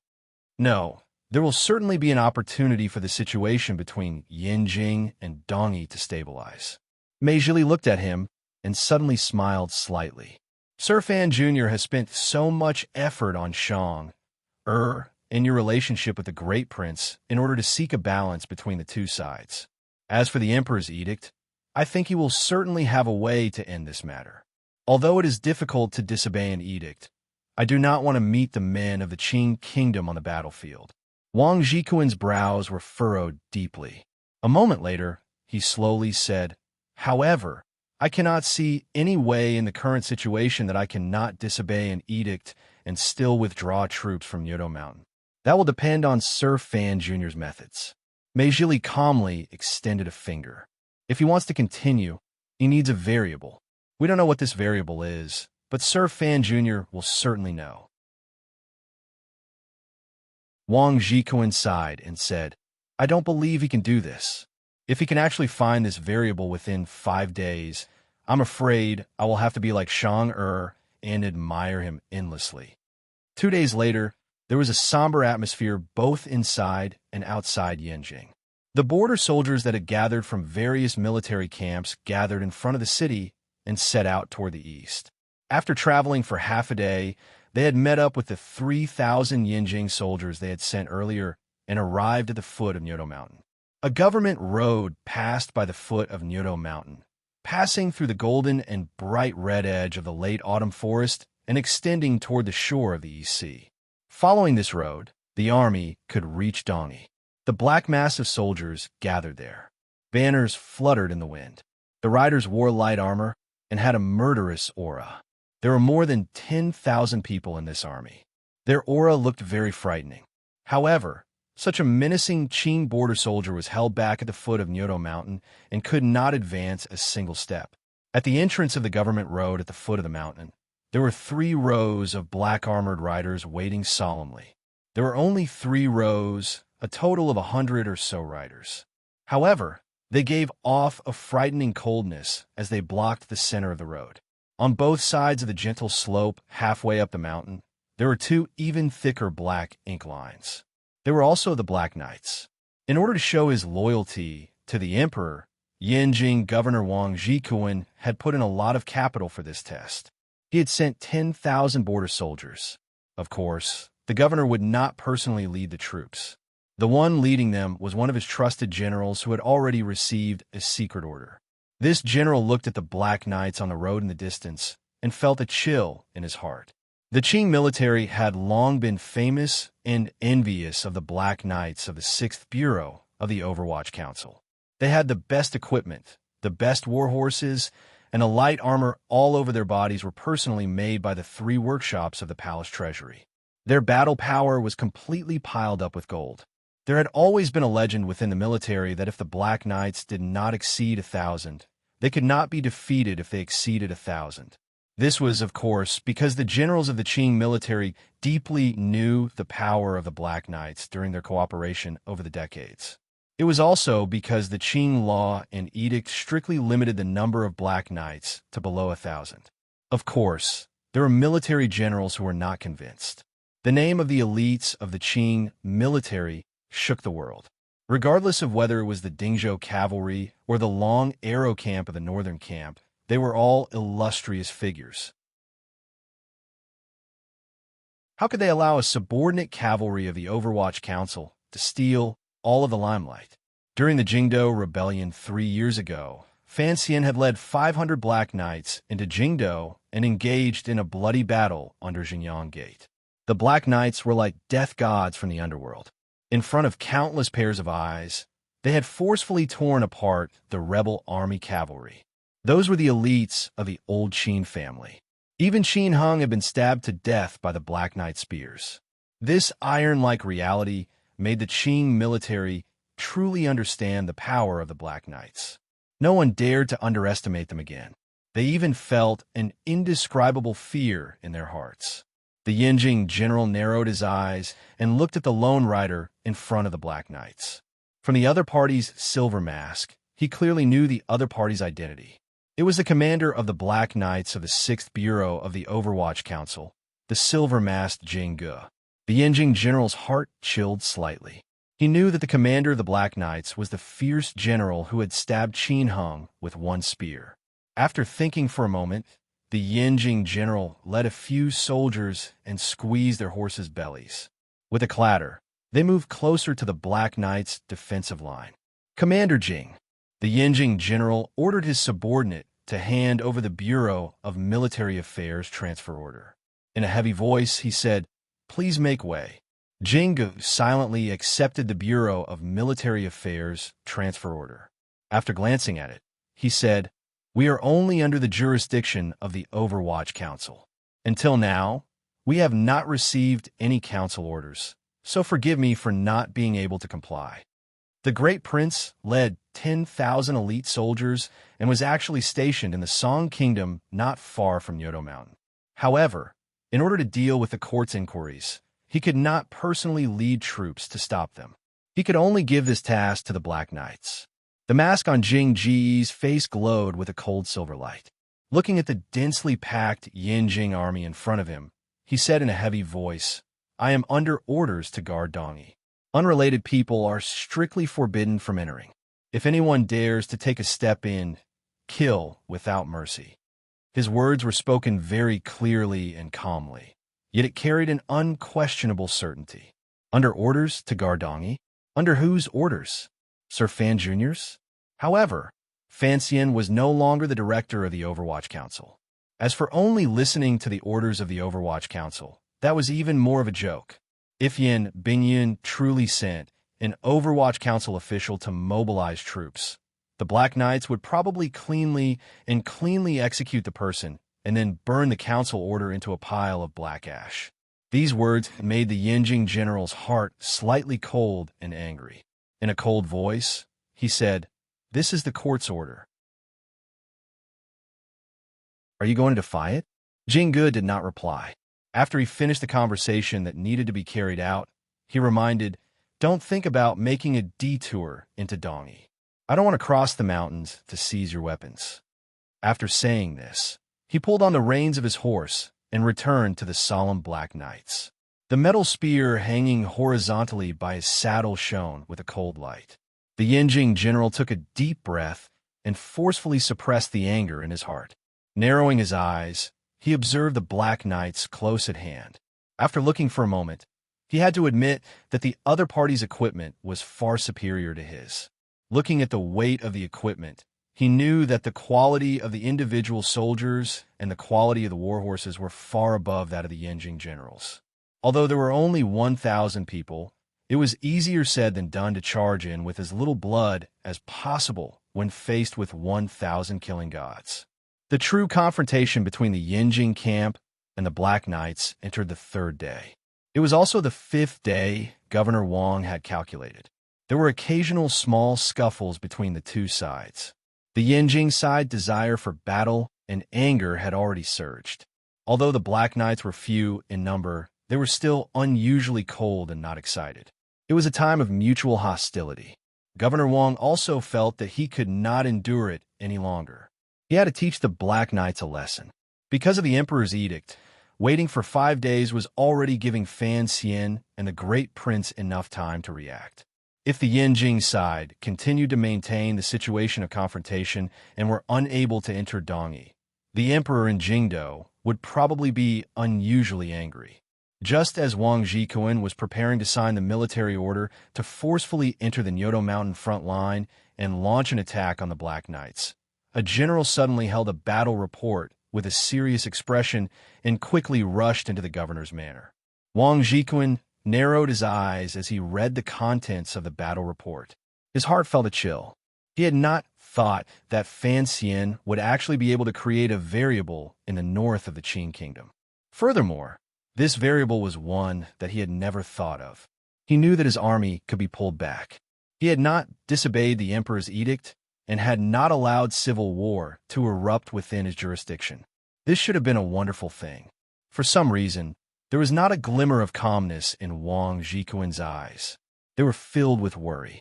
The military report came from the northern camp in Sangzhou. It clearly said that Shang Shanhu, who had been resting in Shangjing in northern Qi, had suddenly returned to the border.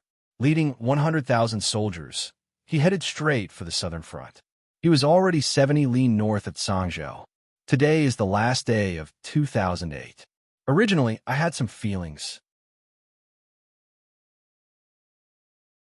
Later, I thought about it and decided to leave it for next month when the Qing year ends to chat with everyone. I just wish everyone a happy new year, truly happy. Those who still have monthly votes, please vote. Don't waste it. This is the last month. I want to look a bit more glorious. Tomorrow, I hear that the monthly votes have doubled. I hesitate.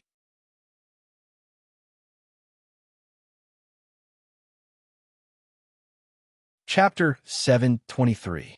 It was late autumn, and the wind began to pick up. The cold air whistled down from the extreme north, sweeping past the wastelands of the North Sea and the endless North Sea Lake to the north of Sangzhou. Sangzhou was at the northern end of the Qing kingdom. It was the closest city to northern Qi. Purely based on geography, it should be southeast of Shangjing. However, because the cold wind followed the North Sea every year and traveled south, this place was even colder than Shangjing. The autumn trees around them had already lost all their leaves, and the fields below the city were busy harvesting their only harvest at the end of summer. Now, the fields had turned into stubble after stubble, and were covered with a layer of frost, looking very pitiful. It had already snowed a few times. Passing the Qing Kingdom fields, the hills in the distance were still covered in snow. It looked very quiet. On the snowy plains, one could faintly see many black dots and northern Qi flags fluttering in the snowy wind. A general on the walls of Sangzhou narrowed his eyes and looked in that direction. The scouts had long reported back that the northern Qi army heading south covered the sky and covered the earth. It was impossible to tell how many there were. It was probably the entire strength of the northern Qi army in the south. The northern Qi people had come. The Sangzhou guards were not very afraid. Although the enemy was powerful, they still did not feel a glimmer of fear. During these 20 years, the two sides had fought countless battles, and the northern Qi people had never gained any advantage. Even though the northern Qi general, Shang Shanhu, had been moved out of the northern gate by the northern Qi emperor and had come to the south, he had not been able to advance a single step through the Qing army's tight defenses. The only thing that worried the Sangzhou general was the man called Shang Shanhu. Since 20 years ago, after the Qing emperor no longer personally led troops, the only person in the world who could truly be called a god of war was probably this General Shang Shanhu. This was the glory he had obtained through his years of bloody battles with the barbarians in the north. These few years, the northern Qi army's morale and equipment were clearly far inferior to the Qing kingdoms, but they were still able to maintain a balanced situation in the Sangzhou area. It was all because of this person called Shang Shanhu. He used soldiers like a god and was skilled in the art of splitting and thrusting. He did not truly exhaust all of his strength, but he managed to exhaust the Qing kingdom's two border armies here. After years of small conflicts and friction, Both sides strictly guarded their borders and did not carry out any truly large military movements. In the eyes of the Qing kingdom, they were only making preparations and stockpiling rations and military equipment, waiting for the emperor's final order to send out troops. The emperor was still tidying up the court. The Qing kingdom's vanguard army was also waiting. They had not expected that before they could attack, Northern Qi would come first. Based on previous years' practice, once autumn came, the two sides would stop harassing and probing each other. General Shang Shanhu would be summoned back to Shangjing for his annual vacation. Why had he suddenly returned from Shangjing this year? The ground slowly began to shake. The sound of the shaking was not loud, and the sound was not very shocking. The black lines on the distant snowy hills gradually drew closer in the direction of Cangzhou. As the distance grew closer and closer, in the eyes of the soldiers on Cangzhou, the countless black lines and the dark cloud-like military formation were gradually broken down into sections of military camps and into specific people. Wearing armor and holding knives and spears, the Northern Qi soldiers with faces full of solemnity. The soldiers on Cangzhou even felt that they could clearly see the frost on the Northern Qi people's eyebrows and their pale hands holding long spears. A tense and oppressive atmosphere quickly spread through Cangzhou. Immediately after, it was accompanied by the low shouts of the officers. Messengers holding banners hurried back and forth between the dozen corner towers on the city walls. The Cangzhou defending general put down the telescope the palace treasury had made his eyes. His brows were furrowed deeply. He said to himself, "What exactly do these Northern Qi people want to do?" The temperature on the top of the city walls was very low. The words he spoke immediately turned into mist and shrouded his face. Just like the densely packed Northern Qi army and horses in the distance outside Cangzhou, it hid the truth and made countless people feel confused. The defending general slowly gripped the hilt of the sword at his waist. He narrowed his eyes and looked at the Northern Qi people with astonishing power below the snowy hills in the distance. It was as if he wanted to see through their true intentions. Did they really want to move south en masse? The defending general did not believe this because he believed that Shang Shanhu, a famous general of a generation, would not be so foolish. No matter how skillful the Northern Qi generals were at using troops, they would not mobilize so many people to directly attack the Qing kingdom in the bitter cold of the end of autumn. This was a suicidal method. Attack the city? The Qing kingdom soldiers also did not believe it. Although the Northern Qi army that had appeared outside Cangzhou had an astonishing power and was estimated to be 40,000 people, they did not have enough siege weapons. What did they have to take down Cangzhou? There were 20,000 elite soldiers inside Cangzhou, waiting with their spears at the ready. General, the Northern Qi people have already penetrated deep into the country. An officer beside the Cangzhou defending general reminded him. His brows twitched a little. It was clear he was angry at Cangzhou's inaction. They watched as the Northern Qi army invaded the country, yet the northern camp did not react at all. The Qing kingdom had not endured such humiliation in many years. The Cangzhou defending general did not have any reaction. He knew that his conservative response these 2 days had already made many proud Qing kingdom generals angry. However, he knew he was facing Shang Shanhu. Particularly, the Northern Qi military's sudden movement that came without warning like snowflakes made him very wary. He could not guess what the other party wanted to do. The Northern Qi and Southern soldiers split into 3 groups. Using great speed, they broke through the border between the two countries and invaded the area controlled by the Qing kingdom's northern camp. This was a large movement the Northern Qi people had not made in 20 years. Yet, before this, neither the 4th Bureau of the Overwatch Council nor the military's own intelligence network had caught a whiff of it. Northern Qi's 100,000-strong army had forcefully entered the country. It appeared to be a powerful force, but it was impossible for them to directly break through to the south. However, every military operation always had a purpose. So, what was the purpose of Shang Shanhu's shocking action? There were 20,000 soldiers inside Cangzhou, while the northern camp's powerful strength was scattered among the four camps with Sangzhou as the center. In front of the city, the 40,000 northern Qi and southern soldiers were aggressive. But they had split up and entered deep into the Qing kingdom's territory. Was the other party not worried that the northern camp would move troops from all over to surround them? It was late autumn, cold, and heavy with dew. Northern Qi's lone army was advancing far away. There would certainly be major problems with logistics. As long as Sangzhou was sealed and Shanhu was drawn into attack, the four camps of the northern camp would quietly surround them. Other than rushing to retreat, what other choice did these 40,000 northern Qi and southern soldiers have? They couldn't get any benefits at all, yet they had to move so many soldiers and use up so much rations and energy. What exactly did Shanhu want to do? That Sangzhou defending general's brows were furrowed tightly. Looking at the northern Qi people who had already begun to set up camp in the distance, he sank into deep thought. He completely ignored the angry expressions of his subordinates. It was already the fifth day. Northern Qi's largest military operation in 20 years was unexpectedly met with the Qing kingdom's most patient response. The Sangzhou defending general sealed the city and did not come out. The various camps of the northern camp only waited solemnly as they watched the northern Qi people step onto their land. However, they did not make any strong reactions. This was not in line with the Qing kingdom's pride and blood.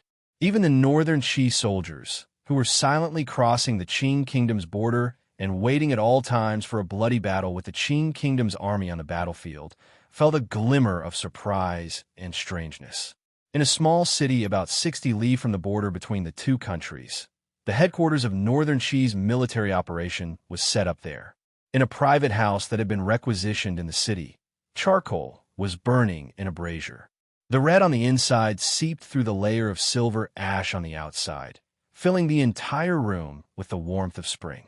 However, the high-ranking Northern Qi generals in the room were not warming themselves by the fire. They stood by a table and looked worriedly at the flattened military map of the South on the table. Occasionally, they would glance at the person sitting in the grand armchair. Shanhu sat in the grand armchair with his eyes slightly closed. It was as if he was deep in thought or deep sleep. Suddenly, he slowly opened his eyes and asked, "It's been 5 days since the three roads entered the country. Has there been any movement from Sangzhou?" The voice of Northern Qi's foremost general was not loud, but it was deep and powerful. "Commander, Sangzhou is still locked in," a general replied respectfully. Following commander's orders, the three roads of troops have not gone deep, other than the one in Sangzhou. Who would have thought that our counterparts in the south would be more patient than in previous years? Shanhu stood up expressionlessly and walked to the side of the long table. Pointing at a certain point on the map, he said, "However, the Qing people are all proud and arrogant. Furthermore, this is a proper battle and cannot use tricks. The Sangzhou defending general can at most hold out for another 2 days. It is impossible for him to wait for Jingdo's edict to arrive. He must go out to battle. Otherwise, he will not be able to explain himself to the Qing court. What if they remain locked in the city and refuse to come out?" Shanhu's trusted general asked worriedly. "This time, we've used all of our strength. If the other party holds out for another 2 days, the 4 military camps of the northern camp will see through the truth of the other 2 roads and directly surround them. If we don't receive them in time, we'll probably suffer heavy losses." Not only did the generals of the Qing kingdom's northern camp not see through the truth of the northern Qi military sudden movement, even the northern Qi people themselves didn't know why they were suddenly sending out troops. Furthermore, they were braving the bitter cold and such a large risk to go deep into Qing territory. Although this was indeed very satisfying, as soldiers, they wanted actual results and not to pay thousands or even tens of thousands of lives just to walk in front of the other party's city and flaunt their might. Perhaps only the emperor in the northern Qi royal palace in Shangjing and the silent General Shanhu knew the inside story of sending out troops this time. But who in this world dare to ask them?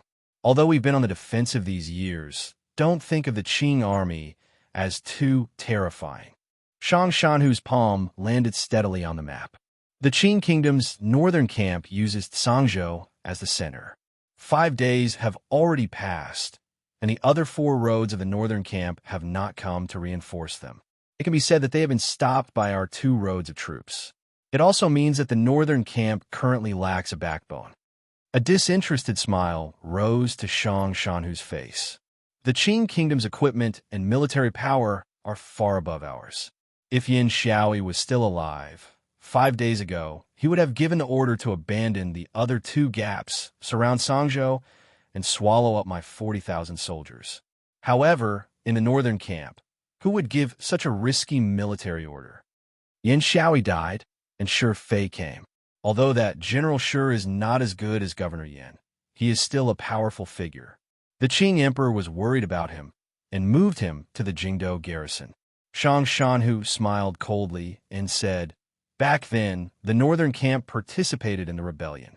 The Qing Emperor had many misgivings.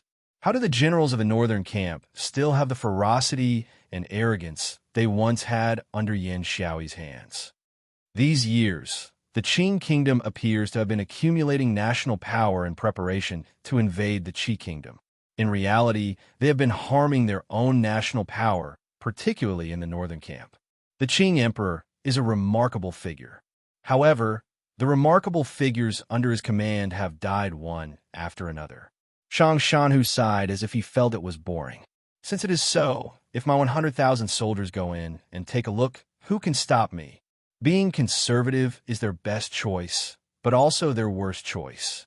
It's also the choice they have no choice but to make. However, that clever Sangzhou general probably won't be able to suppress the northern camp's desire to counterattack for long. That is why it will be in 2 days. After Shang Shanhu said this, he walked out of the room, leaving behind the generals looking at each other. The wind and snow had risen outside the room.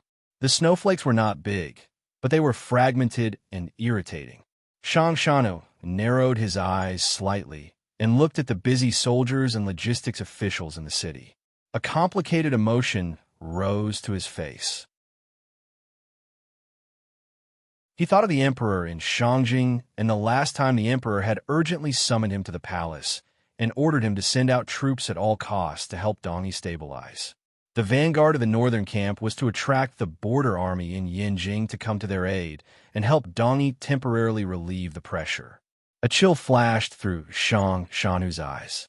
He thought to himself, even if that noble in the south was truly going to turn against the Qing emperor, was it really worth it for northern Qi to pay such a large price? Regardless of whether it was worth it or not, northern Qi would still have to pay a price for this military operation. Just as Shang Shanhu had analyzed, on the 6th day of the battle, the Qing military finally made a valiant response. 2 paths of elite soldiers in the northern camp formed a crab pincer and leaped toward Sangzhou. The other 2 camps sent out all of their troops. Braving the light snow falling from the sky, they charged toward the other 2 paths of northern Qi's army that had just entered the country. In just 1 day, 3 fires were lit. The wastelands in the north of the land immediately became a battlefield of slaughter. Riders charged, bowstrings strummed, arrows flew through the sky, and spears pierced through the wilderness. Fresh blood flowed, flames could be seen everywhere, and corpses lay in the filthy blood. The sounds of killing shot into the dark clouds in the sky. This piece of land, which had been silent for many years, finally became lively because of the northern Qi army's brazen attack. The curtains were pulled back on the battlefield where hundreds of thousands of lives had been entangled. Everyone fought together with great vigor. However, this curtain was quickly pulled back by Shang Shanhu. Without a trace of blood on his body, the Sangzhou defending general walked out of the city under the protection of a large group of trusted soldiers. He watched coldly from the side as his subordinates cleaned up the battlefield. He looked at the arrows stuck deep into the withered trees and listened to the wretched cries of the wounded. His expression did not change at all. As a soldier, it was natural for him to fight for the emperor. However, there was always a chill in his heart that he could not get rid of. Even the joy of a Pyrrhic victory could not dilute it. After a night of forceful marching, the two reinforcements of the Qing army's northern camp finally formed an encirclement with the main garrison outside Songzhou. Before they had time to rest for a moment, they suddenly realized that the northern Qi army seemed to show signs of leaving. The Qing army was mighty. How could they allow the enemy to wander within their borders and then leave so casually? An attack that was not fully prepared began. Fortunately, the border soldiers of the northern camp had fought for many years. The Qing kingdom's military power was very powerful. Thus, such a hurried attack was able to maintain a powerful force of attack. However, the northern Qi elites that Shang Shanhu had personally trained were not easy to deal with. After a large battle, the northern Qi army still maintained their formation perfectly after throwing down over 1,000 bodies. Using an unimaginable speed, they left the front line of the battlefield and valiantly threw down a few camps to abandon, not giving the Qing border soldiers any chance to give chase. This battle, no, it should be said that this strange battle had ended. The Qing kingdom had the geographical advantage and the advantage they already had, so they obtained victory. However, this victory did not achieve the results they had predicted. The northern Qi people ran too quickly. Looking at the captured supplies and rations, the Songzhou garrison general narrowed his eyes and felt a glimmer of coldness. He finally understood why he had not seen the northern Qi people's siege weapons at the beginning. Even if it was a trap, the other party should have at least brought a ladder. It turned out that from the very beginning, the other party was only prepared to fight a battle and then run. They did not bring any heavy supplies that were difficult to carry, and the entire army went into battle with light equipment. No wonder they did not collapse after the last encounter and ran like rabbits. Why did they run? The highest-ranking general on the Songzhou side once again sank into deep thought. He knew he was not a match for Shang Shanhu. If he could truly understand Shang Shanhu's thoughts and have a clear target, he would not be as scared as he was right now after winning a battle. The next day, shocking battle reports came from the other two battlefields. The two groups of northern Qi elites had not gone far into the territory. At the same time that the Qing army outside Songzhou carried out a combined attack, the rest of the northern camp's military power also went out at the same time and killed their way toward the enemy camp on the border. However, the two groups of northern Qi elites ran even faster. All of the generals of the northern camp became cautious. They didn't know what the famous northern Qi general was planning. Thus, they forcefully restrained their subordinates and didn't allow the Qing Iron Riders to use the momentum of the counterattack to kill their way into northern Qi's territory. On the third day, a piece of bad news came. The 40,000 northern Qi elite troops that had escaped from the encirclement outside Songzhou, on their way back into northern Qi territory, strangely passed through to the east and entered Dongyi's Song kingdom territory. They occupied a provincial city on the Song border. It was said that the troops in the Song kingdom's provincial city did not put up any resistance. Dongyi also did not have any reaction. Thus, they allowed the 40,000 elite troops to enter the provincial city. This city appeared unremarkable and almost abandoned. In the past, no power had noticed this place. Now that Shang Shanhu had led his troops into the city, a large red dot appeared on the map. When the Qing military opened their eyes to take a look, they were shocked to find that this city happened to be right in the middle of the northern camp in Yanjing. It was like a fishbone that pierced all of the Qing soldiers and made them feel very uncomfortable. Was this Shang Shanhu's true intention? In the Battle of Songzhou, northern Qi had lost and the Qing kingdom had won. It appeared so, but was this strange battle going to end just like that? After another dozen days, the Fourth Bureau of the Overwatch Council and the military's intelligence system simultaneously send intelligence reports to the various generals in the northern camp. After the northern Qi army of 100,000 pulled back into the country, they did not retreat and rest. Instead, they began to set up camp in the same place. Furthermore, from the depths of northern Qi's vast country, they began to send all kinds of supplies toward the south in an endless stream. A storm was brewing. This was clearly the sign of a decisive battle. Additionally, Shang Shanhu had taken the unremarkable provincial city. The Qing military immediately became cautious. Without waiting for Jingdo's edict to arrive, they had already begun to make preparations to welcome the true battle. The battle might be next spring? In Yanjing, Commander Wang Jikuan was also forced to pull his attention back from Yodo Mountain and turn it to the 40,000 northern Qi soldiers above his head. He furrowed his brows tightly. He was furious in his heart. He had never thought that the variable Fan Xian had used would be collusion with the northern Qi people. Immediately after, Jingdo's edict arrived and passed into the hands of the high-ranking generals in Yanjing and the northern camp. No one knew what the Qing emperor said in the edict. After the edict, the Qing kingdom's military power in the north began to rest, lie dormant, and calm. Immediately after, the master of Dongyi, Yun Zhilan, sent a message to the world. He expressed the strongest protest and anger toward the northern Qi people's brazen invasion. He said that Dongyi would stand by the side of the Qing emperor and would deal the most violent and destructive blows to all invaders. The most terrifying 13 disciples of the sword hut in Dongyi suddenly disappeared without a trace. No one knew where they had gone. Receiving the news, the defenses of Shang Shanhu's camp in the provincial city immediately tightened. Just as the chaos in the north of the mainland was gradually rising, the northern Qi royal palace was peaceful. Imperial Consort Li, who was greatly favored by the emperor, looked at the emperor lying lazily on the couch. Biting her lip, she quietly said, "Dongyi has been saved for Fan Xian. The emperor has paid such a high price. I really don't know what he can give to thank you." "Thank me?" The northern Qi emperor laughed coldly and gently rubbed his stomach. "That shameless person who is full of evil tricks but always considers himself a saint will probably curse me in my manner for rashly starting a war."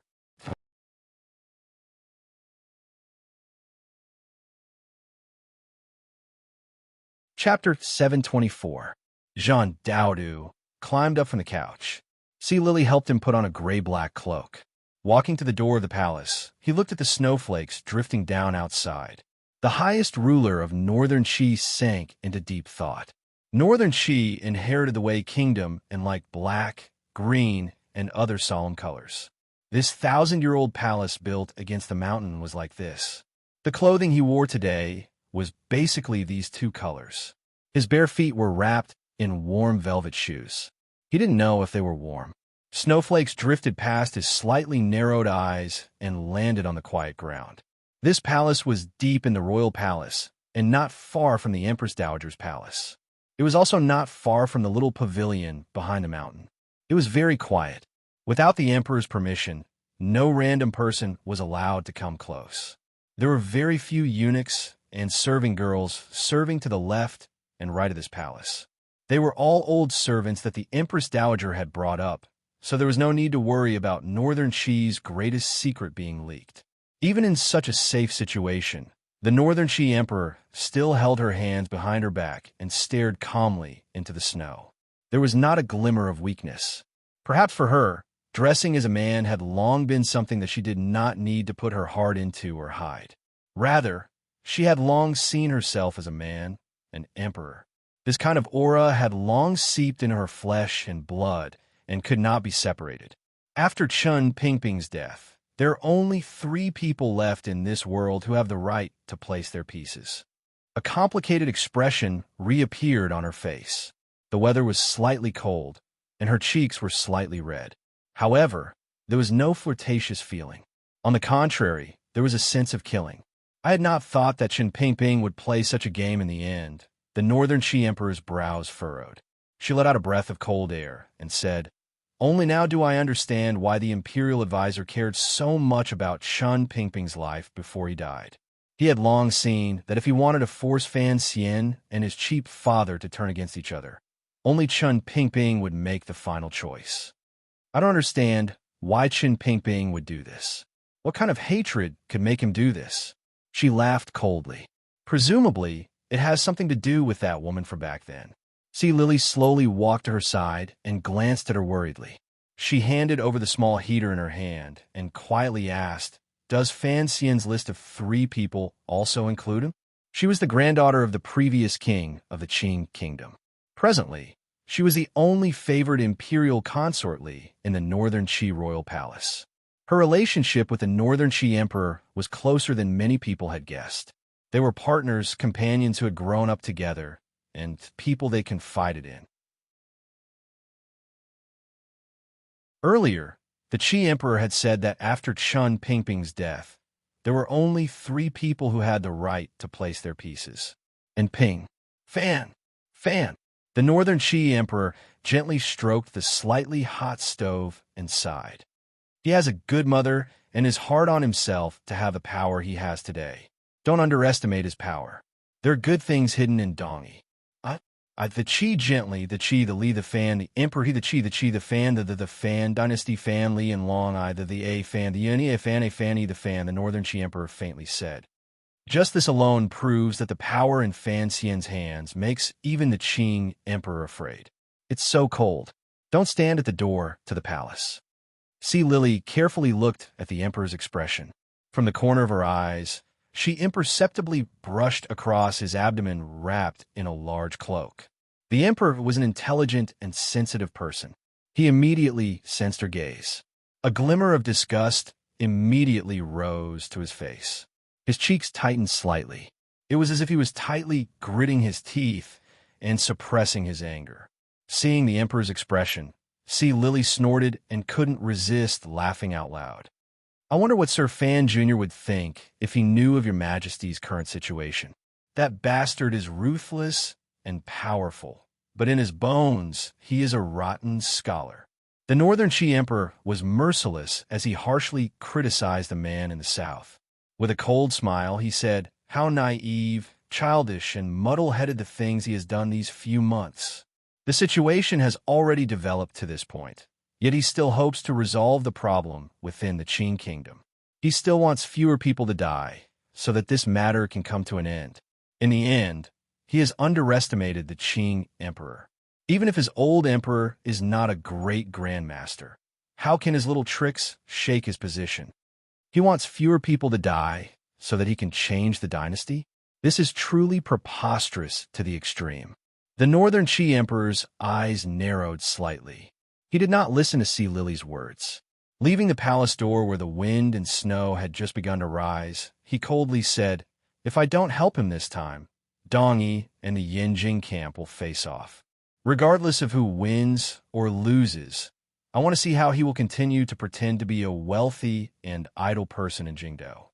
Does your Majesty truly only want to help him defend Dongi?" Sea Lily's eyes shifted slightly as she asked quietly. The Northern Qi Emperor's body froze slightly. It was as if he had not expected Sea Lily to see through his other plans at a glance. After a moment of silence, he said, "I am the master of Northern Qi. How can I harm my Qi army because of a man? Helping him is actually helping myself. If the Qing kingdom does not fall into chaos, the pressure on the Qi kingdom will be too great. Besides, the Qing emperor has always had thoughts of invading the north. Now that General Shang Shanhu is guarding the south, he will first test the waters and then control the center. With preparations, it will always be easier in the future. I'm just a bit worried about Shang Shanhu," Sea Lily replied with lowered brows. These words were not something a concubine in the back palace could say. However, as noble consort Li, many times she was more or less like the Northern Qi Emperor's strategist. The foreign enemy is powerful. Even if Shang Shanhu holds a grudge against me for working together with Fan Xian to kill Xiao, the Northern Qi Emperor furrowed his brows slightly. As long as the Qing kingdom does not give up on invading the north, General Shang Shanhu will not forget the world because of a personal grudge. I am like this, and so is General Shang Shanhu. However, Sir Fan Jr. is already in a difficult situation in the south. Once the people of the Qing court see that General Shang Shanhu has sent out troops this time and the connection to Dongi, a glimmer of worry flashed between Sea Lily's brows. She involuntarily began to worry for Fan Xian. Of the 3 women in Shangjing who had connections to Fan Xian, Haitang Duo was far away on the grasslands.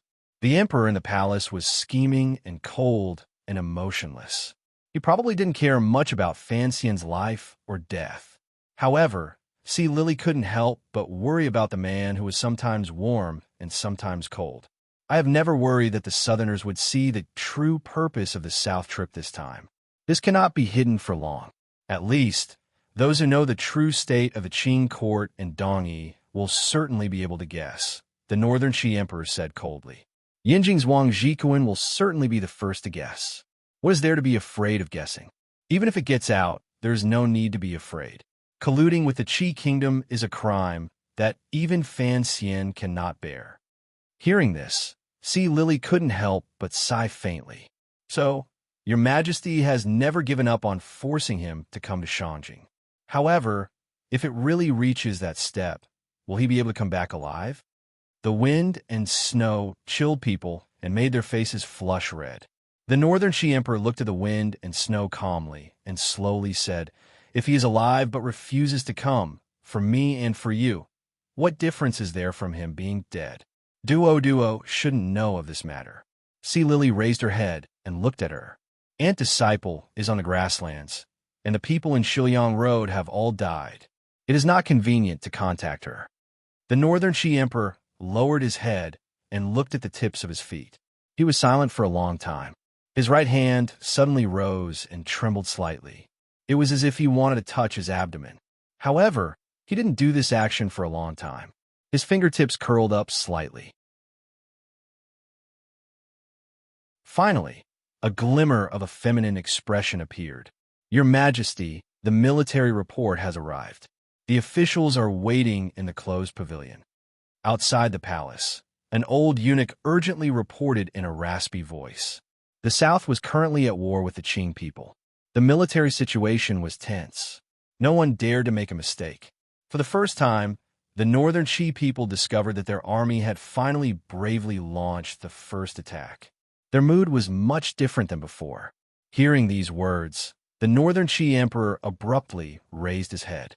The glimmer of gentleness in his eyes had long turned into a cold calm. Lily quickly tied a gold and jade belt around the waist of her large, black robe. She walked toward the outside of the palace. Her footsteps were steady, and she displayed the bearing of an emperor.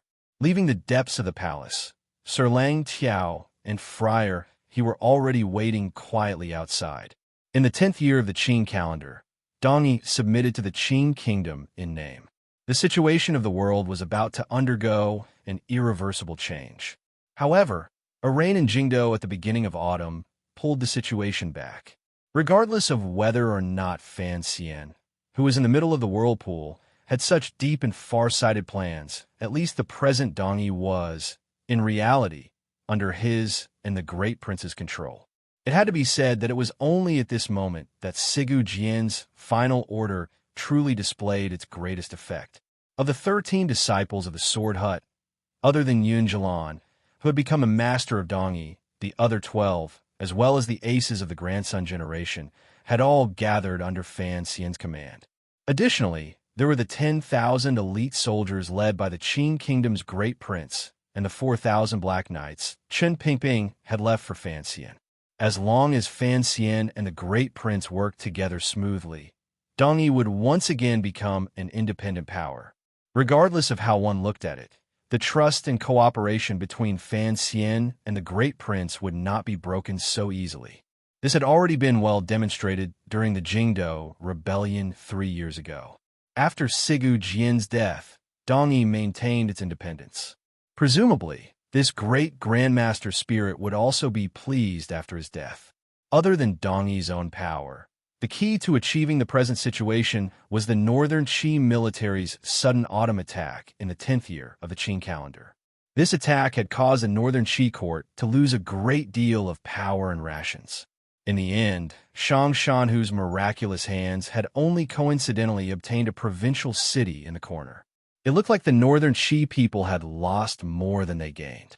Immediately after, Northern Qi moved out and made it appear as if they were heading south in full force, forcing the Qing kingdom to prepare with all its might.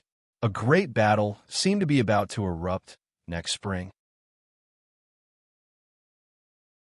This gave Dongyi and Fan Xian at least half a year of buffer time. Regardless of how the Northern Qi Emperor, disguised as a man, hid her inner thoughts in front of Sea Lily and only put the interests of the Northern Qi court and people at the forefront, she could not convince herself otherwise. Everything she had done was largely because of that man in the Qin kingdom. He had competed with her for a number of years, cooperated with her for a number of years, and fought for a number of years. In the end, he had become her first and only man. When the news of the battle in the north reached Jingdo, it was already the beginning of winter. This year, Jingdo's weather was unusual. The autumn rain was even heavier. It was as if all the moisture in the sky had been pushed down. After winter, there were no clouds in the sky. It was bleak and cold, but there was no snow. Without the Overwatch Council, Baoyue Brothel's intelligence reports were, after all, marginal information. Fan Xian did not know the true inside story of the battle in the north. However, this did not stop him from analyzing it and coming to a conclusion close to the truth. Different from what Zhang Dadu had expected, the eruption of the battle did not make Fan Xian angry. In the end, he was not a true saint. He was just a normal person. He knew that the female emperor in the north was helping him, so it was difficult for him to be angry. He was just a bit gloomy. The reason for the gloominess between his brows was complicated. Perhaps it was because he had discovered that he had no way of influencing the thoughts of the Northern Qi royal family. Even if he had their greatest weakness, she was, in the end, an emperor. She would have her own thoughts. Another reason was the attitude of the palace after this matter. Northern Qi invading, then retreating, not withdrawing, and preparing for war. These 4 consecutive attacks were all to help Dongyi take some of the pressure off. Any major figure with sharp eyes could see this. Thus, some people also understood Fan Xian's role in all of this. Although not many people understood this, and it did not affect the discussions among the Qin people, the silence in the royal palace still caught Fan Xian by surprise. The major figures in the Qin kingdom were shocked by Fan Xian's influence, and that he was able to have Northern Qi send out troops to help, such as Duke Lu, who rarely came to the manor a few days ago. That night, Lady Lu's father, Duke Lu, who had been silent in court for many years but still had some power, spoke sincerely and earnestly with Fan Xian for an entire night. He was Lady Lu's biological father and could be considered Fan Xian's ancestor. Fan Xian had always been respectful to Duke Lane in the capital. Although this duke rarely left the manor, at critical moments, he always stood on Fan Xian's side. Although Fan Xian was silent in the face of his lecture, he did not refute it. As a soldier of the Qin kingdom, Duke Lu was shocked and fearful of the faint connection between the battle in the north and the Fan Manor. However, the matter could not be made clear, so the old man only came to the manor to warn Fan Xian and remind him. Even someone like Duke Lu, who did not care about worldly affairs, was beginning to fear the role Fan Xian might play. Why was the palace still so calm? Fan Xian did not believe that the emperor would be shocked by the strange changes in the north. He also did not believe that even if his powerful northern Qi aide was exposed in front of the emperor would feel some fear. The emperor needed a battle. How could he be afraid of northern Qi's invasion? However, this kind of quietness and silence was indeed unusual. The cold air gradually condensed. Jingdo's first snow finally floated down. The beginning of winter coincided with the winter solstice. Dumplings began to be cooked in large pots in various private residences in Jingdo. The business of slaughtering sheep in various shops was extremely good. The delicious taste of mutton soup seemed to rise from every corner of the streets. Prince Haqing's manor, which had been silent for a long time, opened its main doors wide. Honored guests had arrived, but it was still unable to be lively. The people who came were always the same. The imperial soldiers responsible for guarding outside Prince Haqing's manor watched the activity in various places with vigilant gazes. The purpose of these imperial soldiers was, to a greater extent, to guard this manor. The matter of the great prince defying the emperor's will and not returning to the capital had not been made public. Only a few officials in court knew that a prince leading an army outside had disobeyed an edict. This matter was extremely disgraceful. However, for the face of the court and the Li royal family, the court temporarily maintained its silence while the Yinjing camp was unable to enter Dongyi. No one was willing to relax their guard on Prince Huqing's manor. Fan Xian held Shunning's small hand and walked into Prince Huqing's manor with a face full of smiles. He walked side by side with Wang Fei toward the pavilion in the middle of the lake. Once Lin Wan entered the manor, she was pulled away by Yi Ling. No one knew what this pair of close friends are going to talk about. Sir Fan Jr. truly always has astonishing actions. Prince Huqing's face was without might. She was only tranquil. Presently, she was like a hostage and did not leave the manor for many years. Today was the rare winter solstice. Yet, she had invited these young people in the most delicate situations in Jingdou. Fan Xian, his wife, Yi Ling, Princess Rojia, Prince Huqing's Wang Fei, and secondary Fei Wang Tong. This was already most of the people in the Qing royal family. Other than the third prince deep in the palace, the younger generation of the Li royal family had all gathered in the manor. Unfortunately, these young people's situations were not good. The great princess must be joking, Fan Xian replied evenly. If we were talking about the matter outside Sangzhou, I think you should know better than me that the young emperor in the north is not someone I can move. Wang Fei looked at him with a complicated expression and faintly said, "It is precisely because I know my brother's personality that I don't understand how you were able to persuade him to send troops to help you. I think there is no need to bring this matter up," Fan Xian replied with a smile. Fan Xian smiled and replied, "At least it is a good thing for the great prince far away in Dongyi. However, Wang Fei, you are alone in Jingdou. If there is anything inconvenient, please tell me." Wang Fei smiled slightly and bowed solemnly. Although the present situation was unpredictable, she knew that she had once made a mistake. She could not make such a mistake again. Her husband and the young man in front of her were already tied together in Dongyi. The Yinjing camp is pointing its sword at Dongyi. I wonder how Wang Tong feels in the manor. Fan Xian saw that Shunning by his side could not walk anymore. He picked her up and asked Wang Fei. The little girl did not understand what the elders were talking about. She opened her large eyes curiously and looked back and forth between Fan Xian's and Wang Fei's faces. Although Tong Er's personality is a bit arrogant, she is, in reality, a naive and unaffected child. She just finds it a bit boring. Sometimes when I ask her to go to the Yi Manor, she is overjoyed. She had thought of going to the Fan Manor to have a look. As you know, it is not convenient. I understand.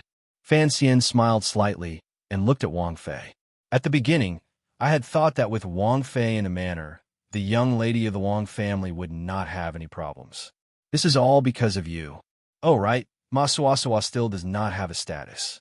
She is getting older. A glimmer of sadness flashed through Wang Fei's brows. The great prince was far away in Dongyi, far away, fighting against the court as an equal. Her life as a hostage in Jingdou was wretched. Yet, there was still a childlike secondary Fei in the manor, as well as a naturally outspoken girl who did not understand the ways of the world. It made it difficult for her. Fan Xian sighed and said, "How can I care about these things now? Although it was I, the official of Taichung Temple, who made this up, you and I both know that in the end, it was only the emperor's will." Having said this, it was pointless to say more. Coincidentally, the two of them had already crossed the wooden bridge over the lake and reached the center of the pavilion.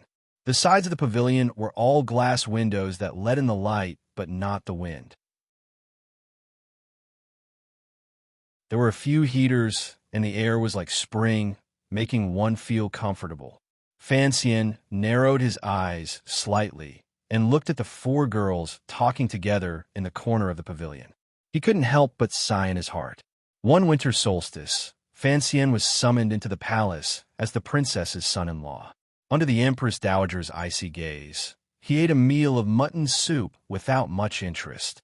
It seemed that it was still that year when the great prince opened the manor to entertain guests. It was in this pavilion that, other than the crown prince, all of the young people of the Li royal family had come. The second prince had also come. Now, the Empress Dowager was dead, the second prince was dead, the crown prince was dead, and those who should have died and those who should not have died were all dead. There was only Fan Xian locked in Jingdo, the great prince separated from Dongyi, the third prince isolated in the palace, and these 5 girls. All of his descendants were secretly standing on the opposite side of him. Did he really think that he had it easy? Fan Xian couldn't help but think of the emperor in the palace. He stood in a daze at the entrance to the pavilion and was silent for a moment. The hot pot was sent in. Everyone ate the meal in silence, probably thinking of something in their hearts. Fan Xian sat by Rojia's side. Like a warm and amiable older brother, he asked about her well-being and helped her boil the mutton in her bowl. Of the girls in the pavilion, Rojia was probably the weakest and most pitiful. Although there were rumors in the palace that Prince Jing would return to his manor in a few days, thinking of a girl who had endured alone in Prince Jing's manor for months, Fan Xian couldn't help but feel pity for her. Without the servants in the pavilion, everyone spoke more casually. Even Wang Tong, who was cautious and unfamiliar with interest in her eyes, did not feel left out. Fan Xian rose to go to the corner of the pavilion to pick up some charcoal. From the corner of his eye, he saw Yi Ling follow him. "I know you care for Wang Tong," Fan Xian said quietly as he stood and gazed at her. What would Wang Chan, future end be? Would she become a young widow like Yi Ling? No one knew. Yi Ling sighed. She was no longer the charming girl who rode through the streets of Jingdou. "Teacher, are you just going to keep messing around with the emperor like this?" Fan Xian was silent for a moment. He then said, "You're killing me with your questions. However, I'm afraid the emperor doesn't even have me in his eyes. In a few days, perhaps there will be news from the West. Help me ask around and see if there are any movements in the Bureau of Military Affairs. Father will not let me interfere in matters of politics. I'm not Sun Pin." Yi Ling glared at him. Shortly after, her expression darkened slightly. "I don't know what you're doing. I just want to give you a piece of advice. P.S. Let's just say a few words. I'm still sick, dizzy, and uncomfortable. However, after finding out that I was 3rd in last year's monthly votes ranking, I naturally became happy. I have to thank everyone because this is the monthly votes that everyone cast. Thank you so much. Also, I must thank 3rd Young Master Tang. A long time ago, 3rd Young Master Tang reminded me about the annual rankings. That's why I've been working hard to get votes since July, and thanks to everyone's love and help, I've managed to get into the top 3, right? If I'm wrong, then I've really dropped a lot. I heard that 3rd place is the Australian and Singapore duo. I want to ask the editor about this and see if I can get a discount. You're tuning into the Warrior Lore YouTube channel. Don't forget to subscribe and join us on this journey to catch the most captivating stories.